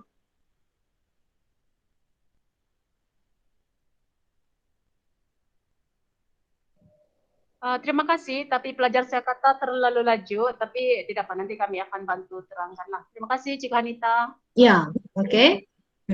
Oke, yang seterusnya Cikgu mau teruskan lagi dengan soalan ini ya. Oke. Soalan nih dia tanya, jelaskan kalau Cikgu tidak silap, jelaskan pelaksanaan sistem pemeriksaan awam di Cina. 3 marka, soalan struktur. So, kalau kita tengok gambar nih kan, oke, ada jawaban di sini. Oke, gambar nih sebenarnya situasi dia di istana. Di istana kan. Oke, jadi jawaban dia dijalankan di istana. Kemudian sebenarnya ini raja. Raja tuh tengah duduk, ada orang menghadap dia tuh kan. Dilaksanakan di hadapan Maharaja. Dilaksanakan di depan Maharaja. Kemudian yang berdiri itu ini pengawal. Dikawal dengan ketat. Assalamualaikum, Okay. Cikgu Hanita. Iya. Boleh tanya soalan? Boleh. Apakah yang dimaksudkan dengan pernyataan soalan berdasarkan pengetahuan sejarah Anda dan pengetahuan Anda? Apa beza dia, Cikgu? Oke ya, makasih. Oke, biasanya soalan nih dia tanya, oke, seolah-olah dianggap kamu sudah belajar sejarah. Memang kamu sudah belajar sejarah kan? Pengetahuan nih, pengetahuan semasa. Contohnya kan, macam soalan yang sungai tadi, yang ini kan. Ini, saya boleh tanya, berdasarkan pengetahuan Anda, tengok kan? Tengok di bawah tuh, berdasarkan pengetahuan Anda, berdasarkan pengetahuan Anda. Maksudnya dalam kehidupan kita nih kan, kita tahu sungai, kita tahu tentang pantai. Jadi berdasarkan pengetahuan kita itu, bagaimana kita guna pengetahuan itu untuk jawab soalan nih? Itu satu. Kalau kita bilang berdasarkan pengetahuan sejarah Anda, ini berdasarkan pengetahuan sejarah Anda, bagaimanakah peperiksaan awam di Cina dijalankan? Sebenarnya dia lebih kepada pernyataan soalan. Tetapi ya, murid-murid jangan terlampau risau dengan berdasarkan pengetahuan sejarah Anda, berdasarkan pengetahuan am Anda. Yang penting ialah apa fokus utama soalan itu tadi, macam tadi. Kalau yang ini, berdasarkan pengetahuan sejarah Anda, bagaimana peperiksaan awam di Cina dijalankan? Fokus dia bagaimana peperiksaan itu dijalankan. So, kita sudah belajar kan ini sebagai satu mata pelajaran sejarah. So, kita ada konten sejarah. Tetapi pada masa yang sama, Cikgu share di sini bagaimana gambar nih memberi jawaban juga. Oke? Jelaskah penerangan Cikgu? Jelas Cikgu, terima kasih. Baiklah. Ya, jangan risau sudah tua. Memang tuh saya paham tuh. Itulah kadang murid nih kenapa dia rasa soalan tuh susah. Soalan-soalan tuh dia tanya begitulah. Berikan pandangan Anda, buktikan, jelaskan kebenaran tersebut. Kamu jangan takut tuh soalan.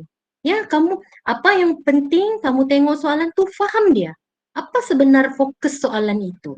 Ya, sebab biasalah soalan ya, soalan nih dia mau kita berpikir. Sebab biasalah kan pendidikan itu melahirkan generasi yang berpikir. Pendidikan itu melahirkan generasi yang matang. So sebenarnya dari penyataan soalan tuh dia mau kita berpikir, ya. Oke, ini sudah saya jelaskan tadi kan. Ini soalan sejauh mana? Cikgu, ada soalan nih. Oke, boleh tanya kemudian sekejap lagi. Cikgu saya habis dulu nih. Boleh? Cikgu kasih habis dulu nih ya. Oke, tadi ada orang tanya macam mana jawab soalan sejauh mana. Kan Cikgu bilang tadi kalau soalan sejauh mana dia ada faktor sudah, dia ada kata kunci sudah, tinggal saja bagaimana kita mau menguraikan kata kunci itu. Contohnya kan, sejauh mana ciri tersebut mempengaruhi perkembangan tamadun awal manusia. Jadi kamu kena jawab, ciri pertempatan kekal sangat mempengaruhi perkembangan tamadun awal manusia, yaitu manusia mula tinggal di lembah sungai. Kenapa tinggal di lembah sungai? Manusia memilih lembah sungai kerana terdapat bekalan air. Selain itu, kerana terdapat sumber makanan. Oke, maksudnya kita sudah hurai isi yang pertama. Kita pergi lagi kepada isi kedua. Seterusnya, bahasa dan tulisan juga mempengaruhi perkembangan tamadun awal, yaitu bahasa digunakan untuk berkomunikasi. Maksudnya di sini, fakta yang diberi itulah kita perlu hurai. Kalau mau hurai yang lain, fakta yang lain boleh, tapi hurai dulu yang sedia ada nih. Ya, jadi kalau Cikgu bila jumpa soalan sejauh mana nih, jawablah. Hurai saja fakta sedia ada. Ya, jadi Cikgu rasa sudah terjumpa nih soalan. Jadi sudah menjawab soalan kepada guru yang menanya tadi tuh ya. Oke, Cikgu mau pergi kepada fokus 2020. Bukan ramalannya, bukan ramalan. Tapi kita fokus. Ini strategi belajar. Kita sudah belajar semua. Tetapi sampai ke saat akhir, semakin dekat peperiksaan, fokus kita semakin kecil. Supaya apa yang kita fokus tuh kalau keluar, kita boleh jawab dengan baik. Ya. Oke, ini contoh. Ya.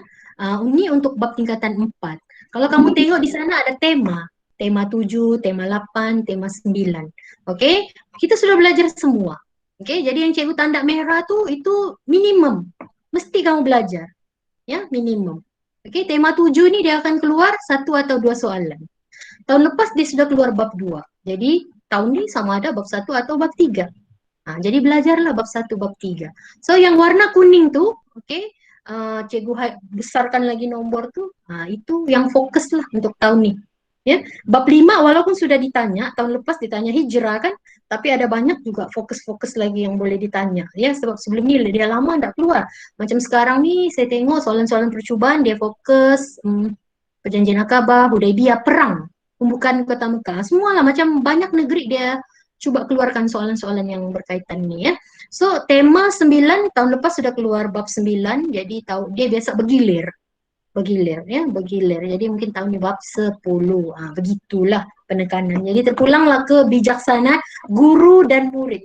Guru kan bersama, jadi saya tekankan juga, guru mengetahui potensi murid. Ya, guru mengetahui potensi murid. Dan potensi murid di setiap sekolah pun, setiap kelas berbeza. Jadi kita pulangkan balik kepada guru itulah. Jadi maksudnya murid nih dia masih perlu bimbingan guru ya. So ini kegiatan 5. Kegiatan 5, tema 10, soalan dari bab 1, bab 2 ini bergilir juga. Pernah juga ditanya dua-dua bab nih. Oke, jadi fokus dia tema 10, tema 9. Tema 9 kebanyakan percubaan memberi fokus kepada dasar luar Malaysia. Oke, tahun lepas dia keluar globalisasi. Oke, tahun lepas dia keluar globalisasi yang hujung, maksudnya hujung bab 9. Jadi mungkin kalau bukan tengah, awal lah ya. Kalau bukan tengah, awal.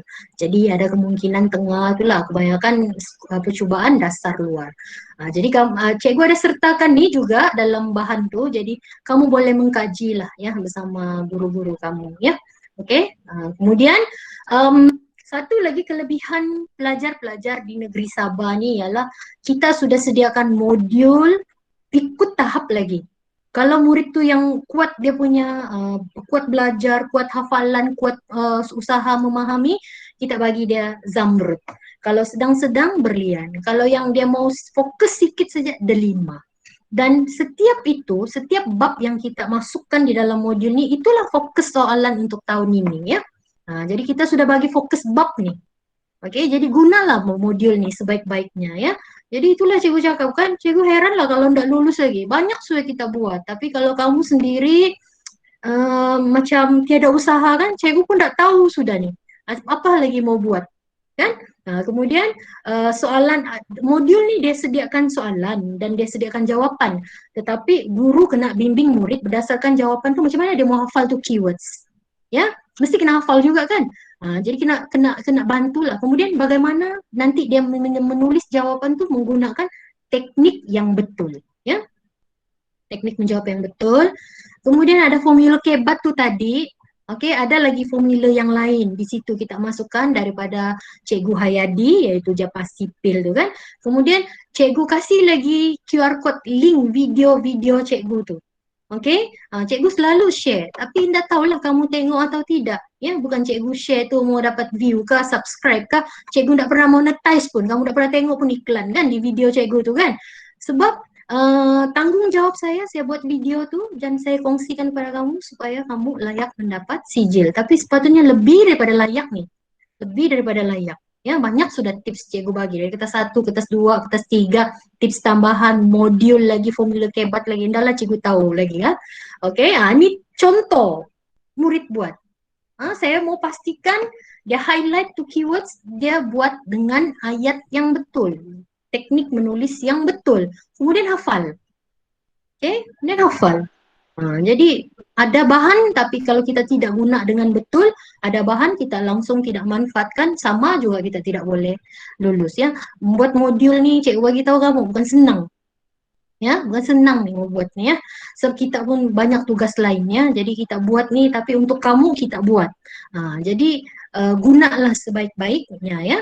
Okey, ini yang cikgu bilang video-video. Video ni bukan video saya nih, video murid saya. Saya suruh orang buat video, topik-topik fokus lagi. Kamu tengok topik Malaysia dalam kejahatan antarabangsa, tamadun Indus, tamadun Mesir Purba. Bukan saya suruh buat ni, okey kau buat video begitu. Tidak.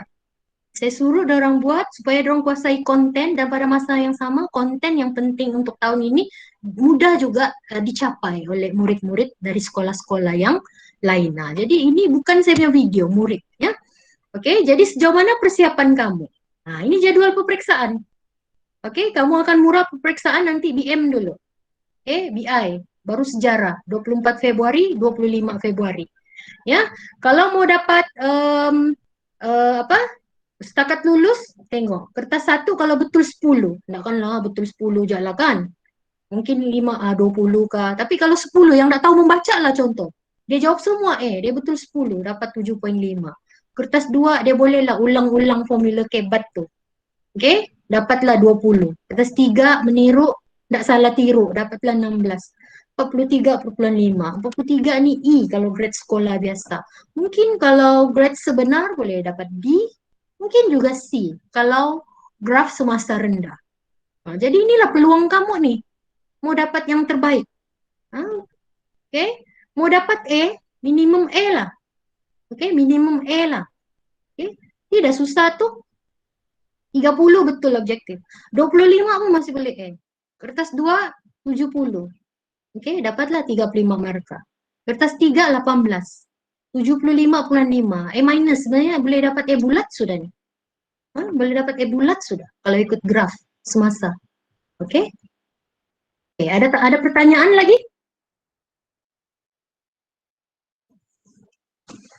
Ada pertanyaan lagi? Halo. Iya. Itulah. Ya, ada pertanyaan? Cikgu buka mic.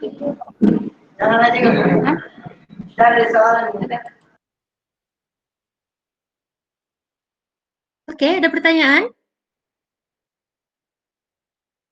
Hai, selamat pagi Cikgu. Iya, selamat pagi. Saya ada soalan les untuk Iya. kertas 3. Iya. Selalunya banyak soalan kan. Jadi buat dalam satu perenggan ataupun basingan. Poin gitu. Oke, lagi? Lagi? Ada lagi soalan lain? Boleh buat dalam satu perenggan jaka ataupun dalam setiap soalan tuh buat banyak perenggan. Oke, terima kasih. Oke, terima kasih soalannya. Oke, cikgu jawab ya. Untuk kertas 3. Oke, tutup mic dulu. Oke ya, murid-murid yang disayangi sekalian. Oke, untuk kertas 3, dia cakap soalan banyak. Oke, soalan tuh antara 7 hingga 10 saja. Oke, ataupun biasanya 9 soalan. Cuma yang cikgu paham nih mungkin soalan 2. Contohnya 20 markah. Oke, kamu bilang kalau 20 markah banyak perlu disalin. Sebab dia 20 markah kan kalau berbanding 5 markah. Oke, jadi kalau mungkin di situ ada 4 perenggan di bahan rujukan kamu atau dari buku teks itu ada 2 perenggan atau 3 perenggan. Kalau 20 markah wajar kamu salin semua. Oke, tetapi kalau kamu bilang, cikgu perlu ada perenggan atau perlu asing, tiada masalah kalau satu perenggan kamu daripada jawaban 3 perenggan kamu kasih jadi satu perenggan, tiada masalah. Tapi kalau kamu mau berperenggan-perenggan pun tiada masalah. Yang penting jawaban kamu cukup dengan peruntukan markah pada soalan tersebut. Nah, jadi di sini, saya berbalik kepada simulasi. Perlu guru bersama murid itu buat simulasi. Ya, mungkin pihak sekolah, saya tahu ada pengetua, ada PPD di sini kan, mungkin pihak sekolah atau PPD perlu memantau adakah sekolah sudah buat simulasi. Nah, sebab simulasi ini sangat penting. Sebenarnya disinilah situasi di mana arahan pada soalan kertas 3, murid perlu membuat perlu membuat analisis lah ya, perlu mengkaji. Jadi semasa kita membuat simulasi itu sebenarnya proses kita mengkaji, mendalami tentang tema umum kertas 3. Ya, jadi wajib lah ya, wajib untuk membantu murid. Jadi kalau kita ada membuat simulasi dengan murid, saya yakin soalan-soalan yang seperti begini nih, perlu berapa perenggan, banyak perenggan, tidak akan jadi persoalan lah. Tapi saya tidak salahkan murid yang bertanya, bagus kamu tanya. Jadi itulah saya cakap, saya pulangkan balik, murid dan guru mesti buat simulasi ya. Oke, ada lagi soalan lain? Ada soalan. Oke. Assalamualaikum cikgu. Waalaikumsalam. Cikgu, kertas 3 boleh kita jawab ke boleh kita kertas 3 boleh kita saling ke jawaban tidak sepenuhnya hanya ikut markah saja cikgu. Iya, memang berdasarkan peraturan markah. Kalau 5 markah, sesalinlah sesuai dengan 5 markah. Kalau 10 markah, salinlah sesuai dengan 10 markah tuh ya. Oke, terima kasih cikgu. Iya. Baik. Cikgu. Iya. Semua membutuhkan. Cikgu. Mungkin boleh cek, nanti ada seseorang baca lah. supaya tidak banyak gangguan kan? Ya, ada lagi soalan? Cikgu sama Cikgu Citra. Ya. Saya mau tanya apa saja cara menjawab kertas 3. Bolehkah kalau kita mengurai dia satu kali, tapi ya ada macam perenggan? Ya, itu saja Cikgu. Boleh. Yang penting sesuai dengan peruntukan marka. Sesuai dengan peruntukan marka.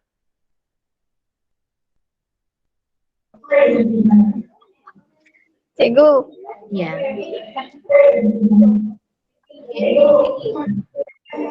Mana boleh PM Cikgu? Apa dia? Boleh PM Cikgu. PM? PM tanya sekarang terus. Tanya sekarang terus ya. So kalau kamu bilang mau PM Cikgu, kadang-kadang Cikgu PM pun saya lambat mau balas. Jadi kamu terus tanya di sini. Ya. Tidak ada soalan lagi Cikgu. Cikgu ada Facebook page nggak? Oke ya, kelas begini ya. Cikgu ada sedikit lagi. Kamu tutup dulu mic. Last dari Cikgu, motivasi. Oke, tutup dulu mic. Oke, kita kena tamat 12.30 kan, tapi kita masih ada beberapa menit, jadi sempat lagi bertanya. Jadi last daripada Cikgu nih, oke, dalam slot Cikgu. Oke, dengar dulu Oke, jadi dengan 20 hari lagi masa kamu untuk study nih, apa yang Cikgu harapkan, bagilah masa kamu sebaik-baiknya. Ya, bagi masa kamu sebaik-baiknya. Jangan kamu bersikap tidak adil dengan mata pelajaran sejarah. Kamu bilang, Cikgu enggak, sejarah ini enggak penting, belajar sekali aja seminggu. Maths sangat penting, saya belajar 4 kali seminggu. Bukan Cikgu mau melarang kamu belajar maths tapi adil. Maksudnya kalau kamu punya jadwal tuh, oke, 2 kali matematik, 2 kali laba juga sejarah kan. Oke, sebenarnya banyak sudah Cikgu bagi, banyak sudah guru-guru kamu buat untuk kamu ya. Tetapi sejauh mana kamu guna semua yang diberi itu. So ini semua adalah satu yang Cikgu boleh kaitkan daripada sikap malas ya, malas, tidak ambil peduli. Jadi kikislah sikap malas, sebab manusia yang berjaya atau manusia yang gagal nih, oke, berbeza sebab sikap dia itu, sikap malas atau rajin ya. Kalau kita tidak seberapa pandai pun sebenarnya, kalau kita rajin kita masih boleh dapat E untuk mata pelajaran sejarah ya. Jadi pelajar cemerlang nih, oke, cemerlang ya, ialah pelajar biasa yang berusaha secara luar biasa. Oke, maksudnya luar biasa usaha kita tuh. Oke, macam hari ini kamu sama-sama Cikgu, kamu bertahan, kamu ikut kursus nih, bengkel nih sampai penghujung. Cikgu yakin tuh 3 jam tuh penat juga, tapi kamu berusaha untuk sama-sama, untuk paham, untuk dengar. Lepas tuh nanti lepas sesi ini kamu jumpa Cikgu, kamu buat simulasi dan sebagainya. Jadi itulah maksudnya usaha luar biasa, dan usaha-usaha inilah yang akan menentukan kamu punya pencapaian. Jadi kegagalan bermula sebaik saja kamu berhenti mencoba. Jadi Cikgu yakin orang-orang yang ada dengan Cikgu pada hari ini bukan orang yang gagal. Mereka mencoba. Jadi Cikgu doa kamu terus mencoba, terus berkeyakinan dan boleh menjawab dengan senang dan nanti boleh mendapat keputusan yang baik. Cikgu yakin kalau kamu ikut betul-betul slot hari ini, kamu bukan setakat lulus, malah lebih daripada lulus ya. Mereka boleh karena mereka pikir mereka boleh. Cikgu yakin kamu boleh ya. Cikgu yakin kamu boleh ya. Tuhan bagi kita sama. Ada 2 mata, B pun ada 2 mata ya. Sedangkan dulu masa Cikgu belajar di Universiti Malaya Kuala Lumpur, best student sejarah pun pernah orang blind. Bayangkan 700 orang murid sejarah yang berjaya jadi best student tuh blind, buta ya. Tapi itulah Cikgu cakap, mereka berusaha secara luar biasa. Jadi bergantung pada diri kita sendiri. Keputusan kamu tidak berubah selagi kamu tidak berubah. So kalau mungkin sebelum ini kamu dapat 30, kamu boleh dapat sampai 50. Kalau kamu berubah selepas sesi ini ya. Sikap kamu menentukan pencapaian kamu. Jadi di sini ada 2 watak. Watak di bawah tuh dia tunggu saja dari Cikgu. Tapi watak yang di atas tuh dia sudah dapat sesuatu dari guru atau dari kawan atau dari mana-mana sumber. Lepas tuh dia berusaha. Macam contoh dia panjat pokok, mau bergayut begitu, mau ambil buah yang lebih besar tuh memang perlu usaha, perlu ada teknik. So kamu sudah berusaha, kamu sudah didedahkan teknik, kamu sudah ada bahan, kamu gunalah sebaik-baiknya. Jadi perjalanan 1000 batu bermula langkah pertama. Kamu nih sudah melangkah banyak. Orang cakap tinggal selangkah lagi mau masuk institusi pengajian tinggi atau mau masuk universiti. Jadi kan pastikan kamu sampai, pastikan langkah kamu itu tidak terhenti, pastikan langkah kamu betul. Ya, setakat itu usaha kamu, setakat itulah kejayaan kamu. Ya, jadi tanggung jawab kamu, masa depan kamu. Cikgu, ibu bapak bantu saja. Cikgu, ibu bapak bantu bimbing sahaja. Tetapi yang menentukan masa depan kamu, yang menjawab kertas peperiksaan adalah diri kamu sendiri. So, kalau kamu bersedia, kamu boleh menjawab dengan baik. Ya, oke. Jadi cikgu doakan selamat berusaha dan semoga dapat keputusan yang baik. Semoga lulus lah. Tapi kalau boleh lebih daripada lulus untuk mata pelajaran sejarah nih ya. Oke, jadi selesai perkongsian cikgu. Jadi cikgu buka untuk slot sesi soal jawab sebelum cikgu serahkan kepada teknikal.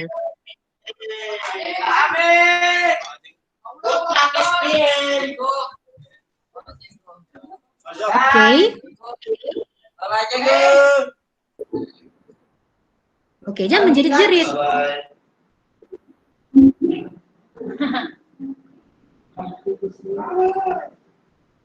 Oke ya, cikgu dengar sini ya, cikgu baca di sini chat dari Kate binti Oyukin. Oke, selamat pagi cikgu wanita, apa keadaan terbaik untuk membantu murid yang ada masalah bacaan dan kefahaman terhadap soalan? Oke, cikgu, ini cikgu kena latih tubi ulangan. Setiap kali cikgu membimbing murid tu, bimbing dia memahami soalan tu. Kemudian mungkin peringkat pertama cikgu bantu dia, soalan ni mau apa. Tapi the next session mungkin cikgu boleh bagi, okay, tengok soalan ni apa yang kamu faham. Bagi dia peluang untuk meluahkan apa yang dia faham. Dan kalau kefahaman dia tu salah, cikgu bimbing lagi lah. So itu antara cara saya gunalah ya cikgu untuk murid-murid kami. Memang saya tahu ni cabaran dia, tetapi cikgu kita kena mencuba dan mencubalah ya.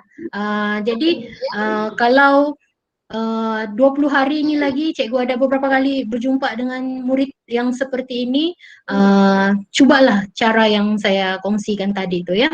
Okey, slide saya tidak boleh share cikgu, ada video sebab slide ni cikgu dia ada bahan-bahan LPM-nya cikgu. Cikgu tahu juga kan kalau sudah sign bonding tu kan.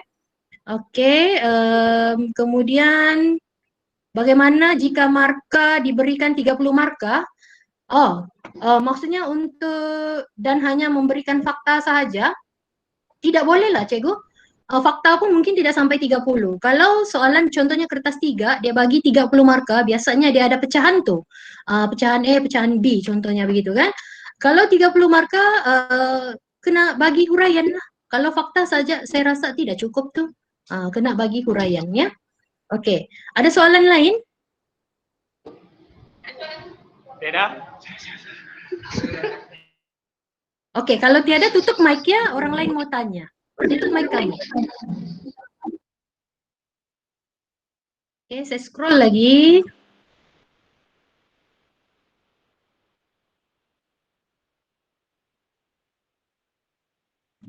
Okey, Siti Ajar Ali Hasan. Okey, dia punya soalan, salam Puan Anita, pertanyaan. Jika fakta pertama diberikan markah penuh, 1. Fakta kedua tanpa ada penanda wacana markah akan dijadikan separuh dari 1. Mohon rasionalnya.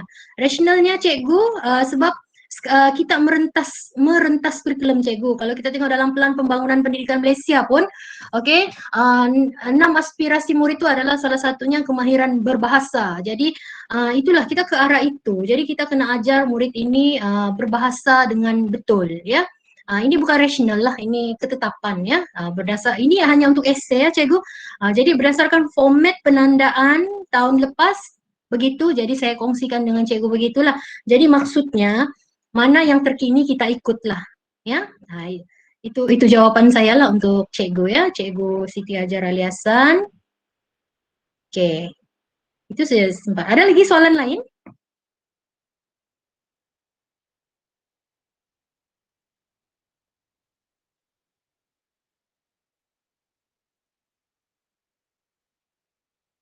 Okey, ada lagi soalan lain? Assalamualaikum cikgu. Ya. Ya, murid Cikgu Surya ni. Kenapa? Apa soalan kamu?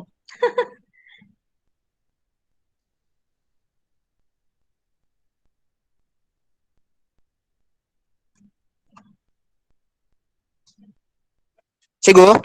Iya, iya. Cikgu, Terus kalau ya? setiap kebat tuh mesti ada kesimpulan nggak?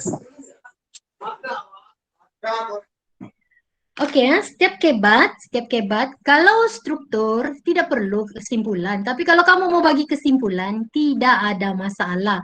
Yang biasa ada kesimpulan nih macam inference kan? Inference tuh atau kesimpulan kecil tuh essay. Hanya untuk soalan C atau soalan kebat essay tuh.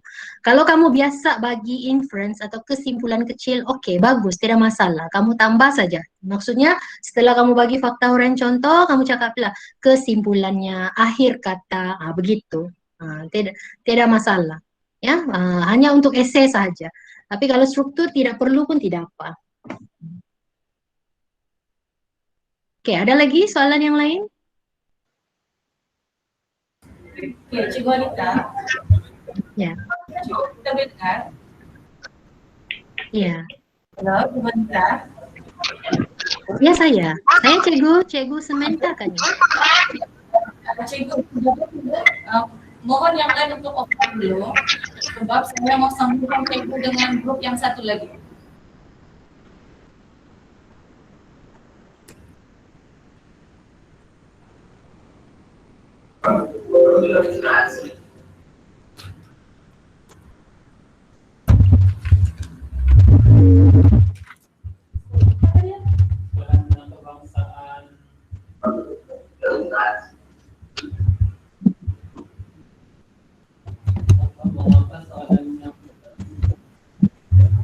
Oke, apa soalannya? Oke, saya jawab. Saya jawab dulu soalan Cikgu Nurbalkis. Oke, saya jawab dulu soalan Cikgu Nurbalkis. Cikgu kan nih atau siap murid ya, tapi saya coba jawab dulu. Bagaimana dengan pelajar yang memberikan fakta namun terdapat kesalahan ejaan? Oke, Cikgu, kesalahan ejaan tuh tengok. Kalau bunyinya tidak lari jauh sangat masih oke. Mohenjo-daro, Harappa tuh kan. Kalau harap gitu salah lah kan Cikgu. Jadi untuk mengelakkan murid nih itu salah eja kan Cikgu, itulah suruh dia sebut dengan betul supaya apa yang dia sebut tuh dia boleh tulis dengan betul. Oke, jadi apa yang saya boleh simpulkan sini Cikgu, kalau kesalahan ejaan itu hingga menjejaskan sebutan itu, iya, atau menjejaskan maksud. Contoh demokrasi dengan demonstrasi. Dia istilah konsep dia pun sudah berbeza. Strategi dengan strategik. Hilang satu K saja, tetapi konsep dia, istilah dia tuh maksud dia sudah berbeza. Jadi tengok juga lah kesilapan tuh macam mana. Jadi itulah untuk mengelakkan kesilapan-kesilapan tuh murid kena jelas tuh fakta, kemudian suruh dia sebut dan tulis supaya dia tidak silap menulis istilah tersebut. Oke, ada lagi? Soalan Cikgu tadi tuh.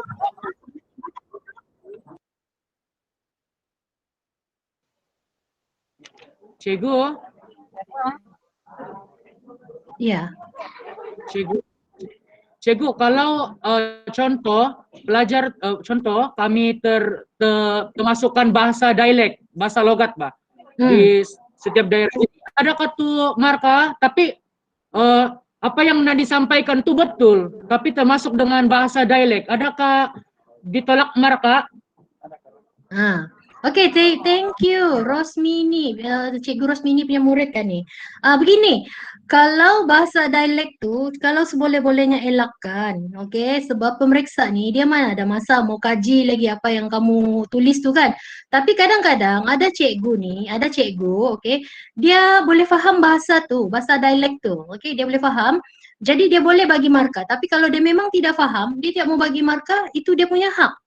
Jadi kita sebagai murid perlu bagi menggunakan bahasa Melayu yang betul. Macam cikgu cakap tadi, merentas bahasa kan. Jadi gunalah bahasa Melayu yang betul. Jangan terlampau kedialekkan, kenegerian, kedaerahan. Jadi itu kita boleh guna bersama kawan-kawan kita. Tetapi untuk urusan-urusan rasmi seperti peperiksaan, gunalah bahasa rasmi ya. Oke, ada lagi soalan? Iya.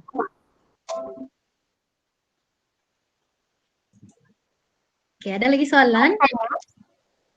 Sudah 12-16.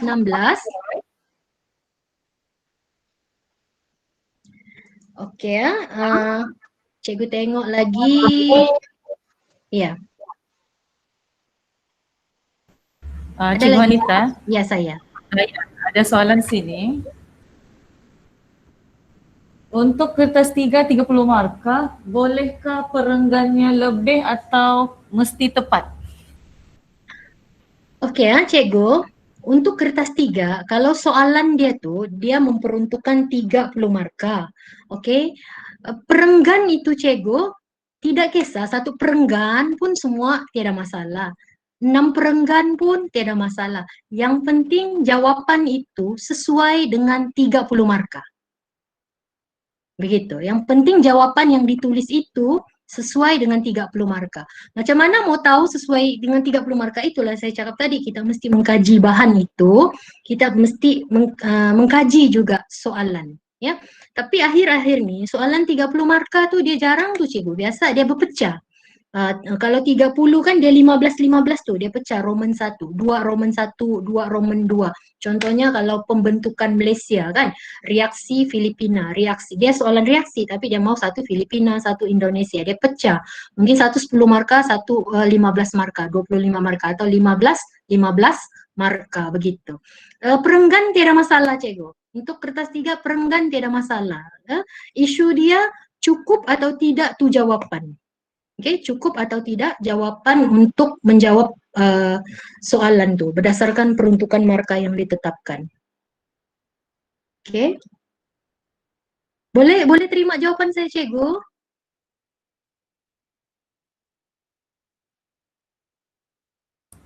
Saya rasa mungkin boleh menjawab dari sekolah SMK Padang Berempah tadi tu, cikgu. Oke, makasih SMK Padang Berempah. Oke, saya baca lagi soalan di sini. Cikgu Jumain bin Junaidi. Oke, dia bilang soalan sejauh manakah terusan Suez menjadi faktor imperialisme Barat? Oke, cikgu, kalau dia tanya sejauh mana terusan Suez menjadi faktor imperialisme Barat, jawab dulu itu terusan Suez. Terusan Suez menjadi faktor imperialisme Barat kerana membolehkan jarak perjalanan orang Eropah ke kawasan timur tu lebih singkat. Ini membolehkan lebih ramai kuasa Barat datang ke Asia Tenggara atau Asia. Oke, selain itu terusan Suez ini menjimatkan kos dari segi pengangkutan, meneroka kawasan timur. Jadi dia sudah tentu juga menjadi faktor kepada imperialisme Barat. Oke, kalau cikgu sudah cukup ulas, katalah terusan Suez tu, cikgu mau bagi faktor lain lagi yang mendorong imperialis Barat, tiada masalah. Ya, tetapi untuk terusan Suez ni pun kita boleh jawab banyak nih cikgu. Ya. Maksudnya jawab dulu seperti yang saya katakan tadi untuk soalan sejauh mana, jawab dulu faktor yang ada di soalan. Pelajar catat, kalau terus soalan sejauh mana, jawab faktor yang ada di soalan. Ini soalan sejauh mana nih macam susah tapi senang sebab dia suruh urai faktor yang ada dalam soalan. Kalau susah mengurai, kalau kamu tahu terusan Suez itu kan, dia Afrika di sana tuh kan dia buka satu terusan tuh kan, memendekkan perjalanan tuh. Kamu tahu, kamu faham tuh, boleh tuh kamu goreng-goreng jawaban dia. Keselamatan kan, so, kalau keliling Afrika tuh keselamatan tuh banyak landun. So kalau terus jalan tuh lebih singkat, tidak perlu melalui Afrika, so faktor keselamatan lebih terjamin. So ini mendorong mereka meneruskan lagi, menggiatkan lagi usaha penjelajahan dan penerokaan. Oke, soalan sekiranya Anda dilantik sebagai pemerintah, ayat permulaannya macam mana? Ikut. Sekiranya saya dilantik sebagai pemerintah, saya akan melakukan apa? Nah, begitu. Oke, soal Cikgu Ahmad sudah saya jawab tadi. Kalau boleh jangan salah lah Cikgu. Kalau ejaan menyebabkan konsep dia berbeza, strategik berbeza kan, kurang K saja, memang salah lah. Oke, Henry Ambo, thank you juga. Ya, selamat hari. Cikgu Snita. Ya, ya saya, Cikgu Newman Ojunal, ya. Oke, kenapa Cikgu Newman? Saya ada mau tanya satu soalan. Iya. Soalan dia kalau yang berkaitan dengan jelaskan atau terangkan ini kan? Iya. Kita misalnya 4 markah gitu. Jadi kita nih pelajar kebanyakan dia tidak dapat bagi fakta, tapi dia bagi huraian saja, boleh dapat markah juga kah? Boleh dapat Cikgu, asalkan sesuai dengan jawaban. Fakta atau huraian boleh. Fakta atau huraian boleh, mana-mana dapatlah. Tapi kalau semua contoh tidak boleh. Oke, paham. Terima kasih. Iya, sama Cikgu.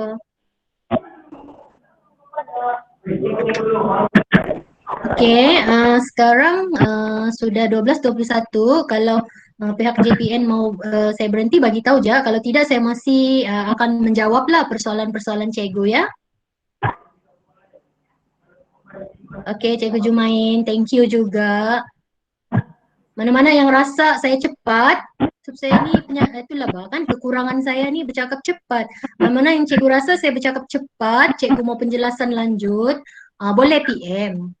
Cikgu boleh PM, tapi jangan marah juga kalau lambat jawab. Bercakap cepat, jawab lambat. Sebab penuh phone kan? Oke. Ada lagi soalan?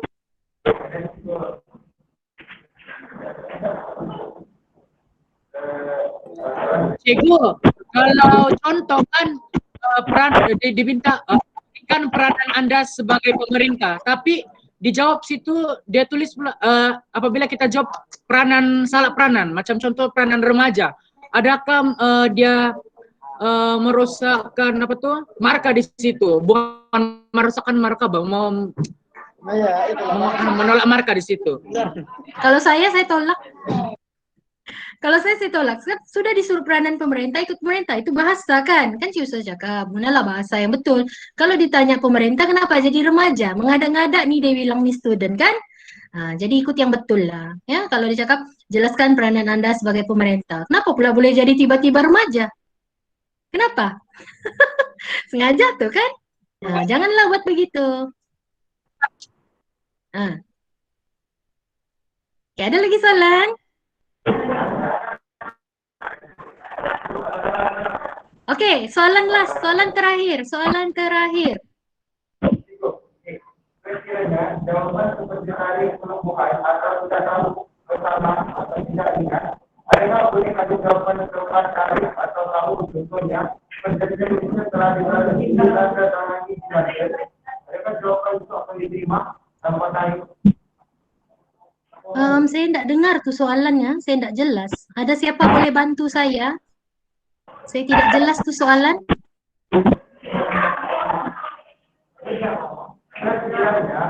Jawaban seperti tarif penumbuhan atau tahun tersalah atau tidak ingat, adakah boleh ada jawaban tanpa tarif atau tahun, contohnya perjanjian Malaysia telah ditandatangani di London. Adakah jawaban itu akan diterima atau tidak? Oke, terima kasih soalannya. Bagus tuh soalannya. Selalu murid nih, dia cakap kalau soalan sejarah nih mau hafal tahun. Murid-murid dan cikgu-cikgu sekalian, soalan sejarah tidak pernah tanya bilakah, tahun bilakah, tidak. Oke, itu untuk soalan objektif. Tapi kalau untuk di soalan kertas 2, soalan esei dan struktur, kalau kita mau menjelaskan, contoh jelaskan, macam kamu cakap tadi, saya lupa apa yang kamu punya contoh tuh, tapi katalah perjanjian Inggris Belanda telah ditandatangani pada tahun 1824. Oke. Tahun itu betul, tiada tarik, tiada masalah. Kalau kamu cakap perjanjian Inggris Belanda yang telah ditandatangani, pun betul, tiada masalah. Sebab dia tidak pernah tanya tarik, soalan tidak pernah tanya fokus tarik. Macam kalau kita cakap perjuangan Dolsaid 1831, 1832. Kalau kamu tidak sebut tarikh pun tidak apa. Kamu cakap katalah dalam siri perjuangan pertama, Dolsaid begini-begini. Seterusnya dalam perjuangan pada tahun yang berikutnya atau 1832. Tiada tarikh, kamu cakap berikutnya saja. Pun oke, tiada masalah. Ya, sebab yang penting isi itu ada, fakta itu ada ya. Okey, ada lagi soalan? Cikgu cakap tadi terakhir kan? Okey, kalau ada soalan-soalan berikutnya, kamu boleh bagi kepada cikgu kamu. Okey, mungkin cikgu kamu boleh bantu juga jawab atau kalau tidak boleh, cikgu cuba jawablah. Okey, dengan itu, cikgu ingin mengucapkan terima kasih kepada semua murid yang bersama-sama. Doa cikgu, okey. Semoga semua yang bersama, yang bertahan beberapa jam ni, cikgu tahu mungkin ada yang dari jam 7 lagi bersiap sedia kan? Cikgu doa kamu semua lulus, bukan setakat lulus, lebih kalau boleh semua ni ada peluang dapat A, tapi itu dari diri kamu sendiri ya. Dan kepada semua cikgu saya ucapkan terima kasih atas sokongan dan kerjasama. Saya minta maaf kalau ada kekurangan, okey.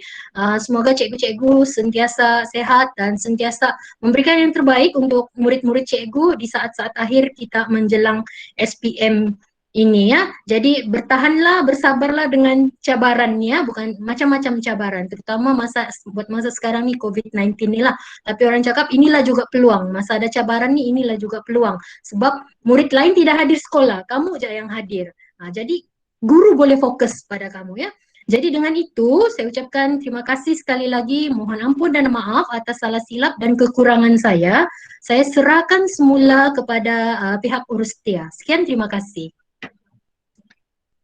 Okay, terima kasih kepada Cikgu Hanita di atas seminar yang telah diberikan, sangat-sangat berguna dan sangat-sangat memberi satu yang saya rasa kalau pelajar betul-betul mengikuti apa yang telah disampaikan oleh Cikgu Hanita tadi, banyak input yang boleh kamu dapat daripada ceramah tadi lah.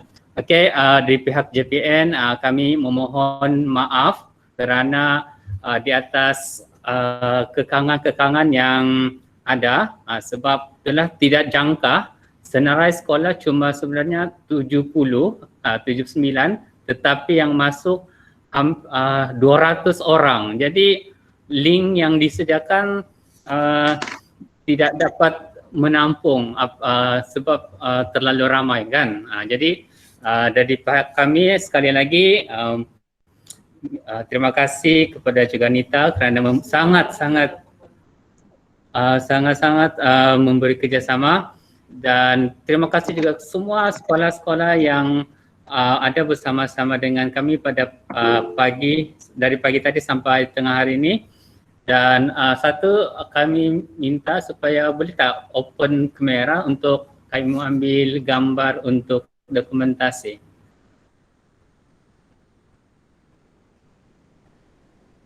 Boleh?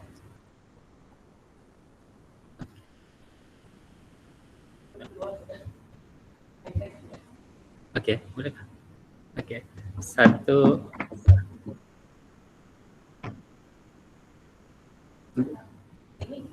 Okey, boleh sudah kan?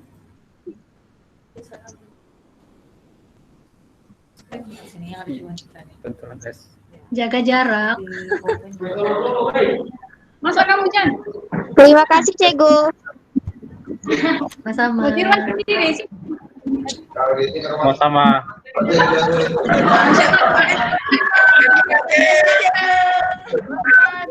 Sama-sama.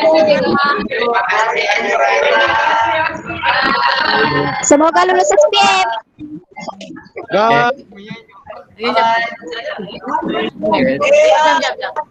Satu, dua.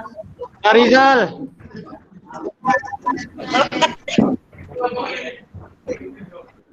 Buka kamera dulu sekejap. Okey. Ada 2 ID lagi belum buka. Okey. Sekejap ya. Okey. Okey, 1, 2, 3.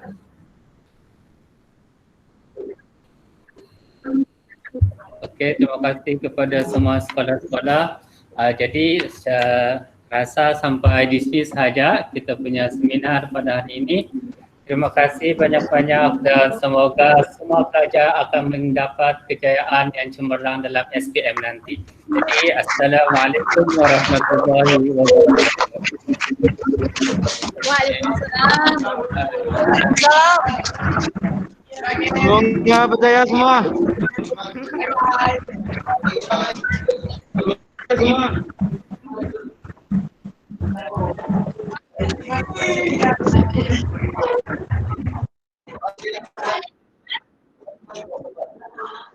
Ini apa? Diam, diam lah. Ayo mas, cikgu. Ada lah tu. Bye. Bye.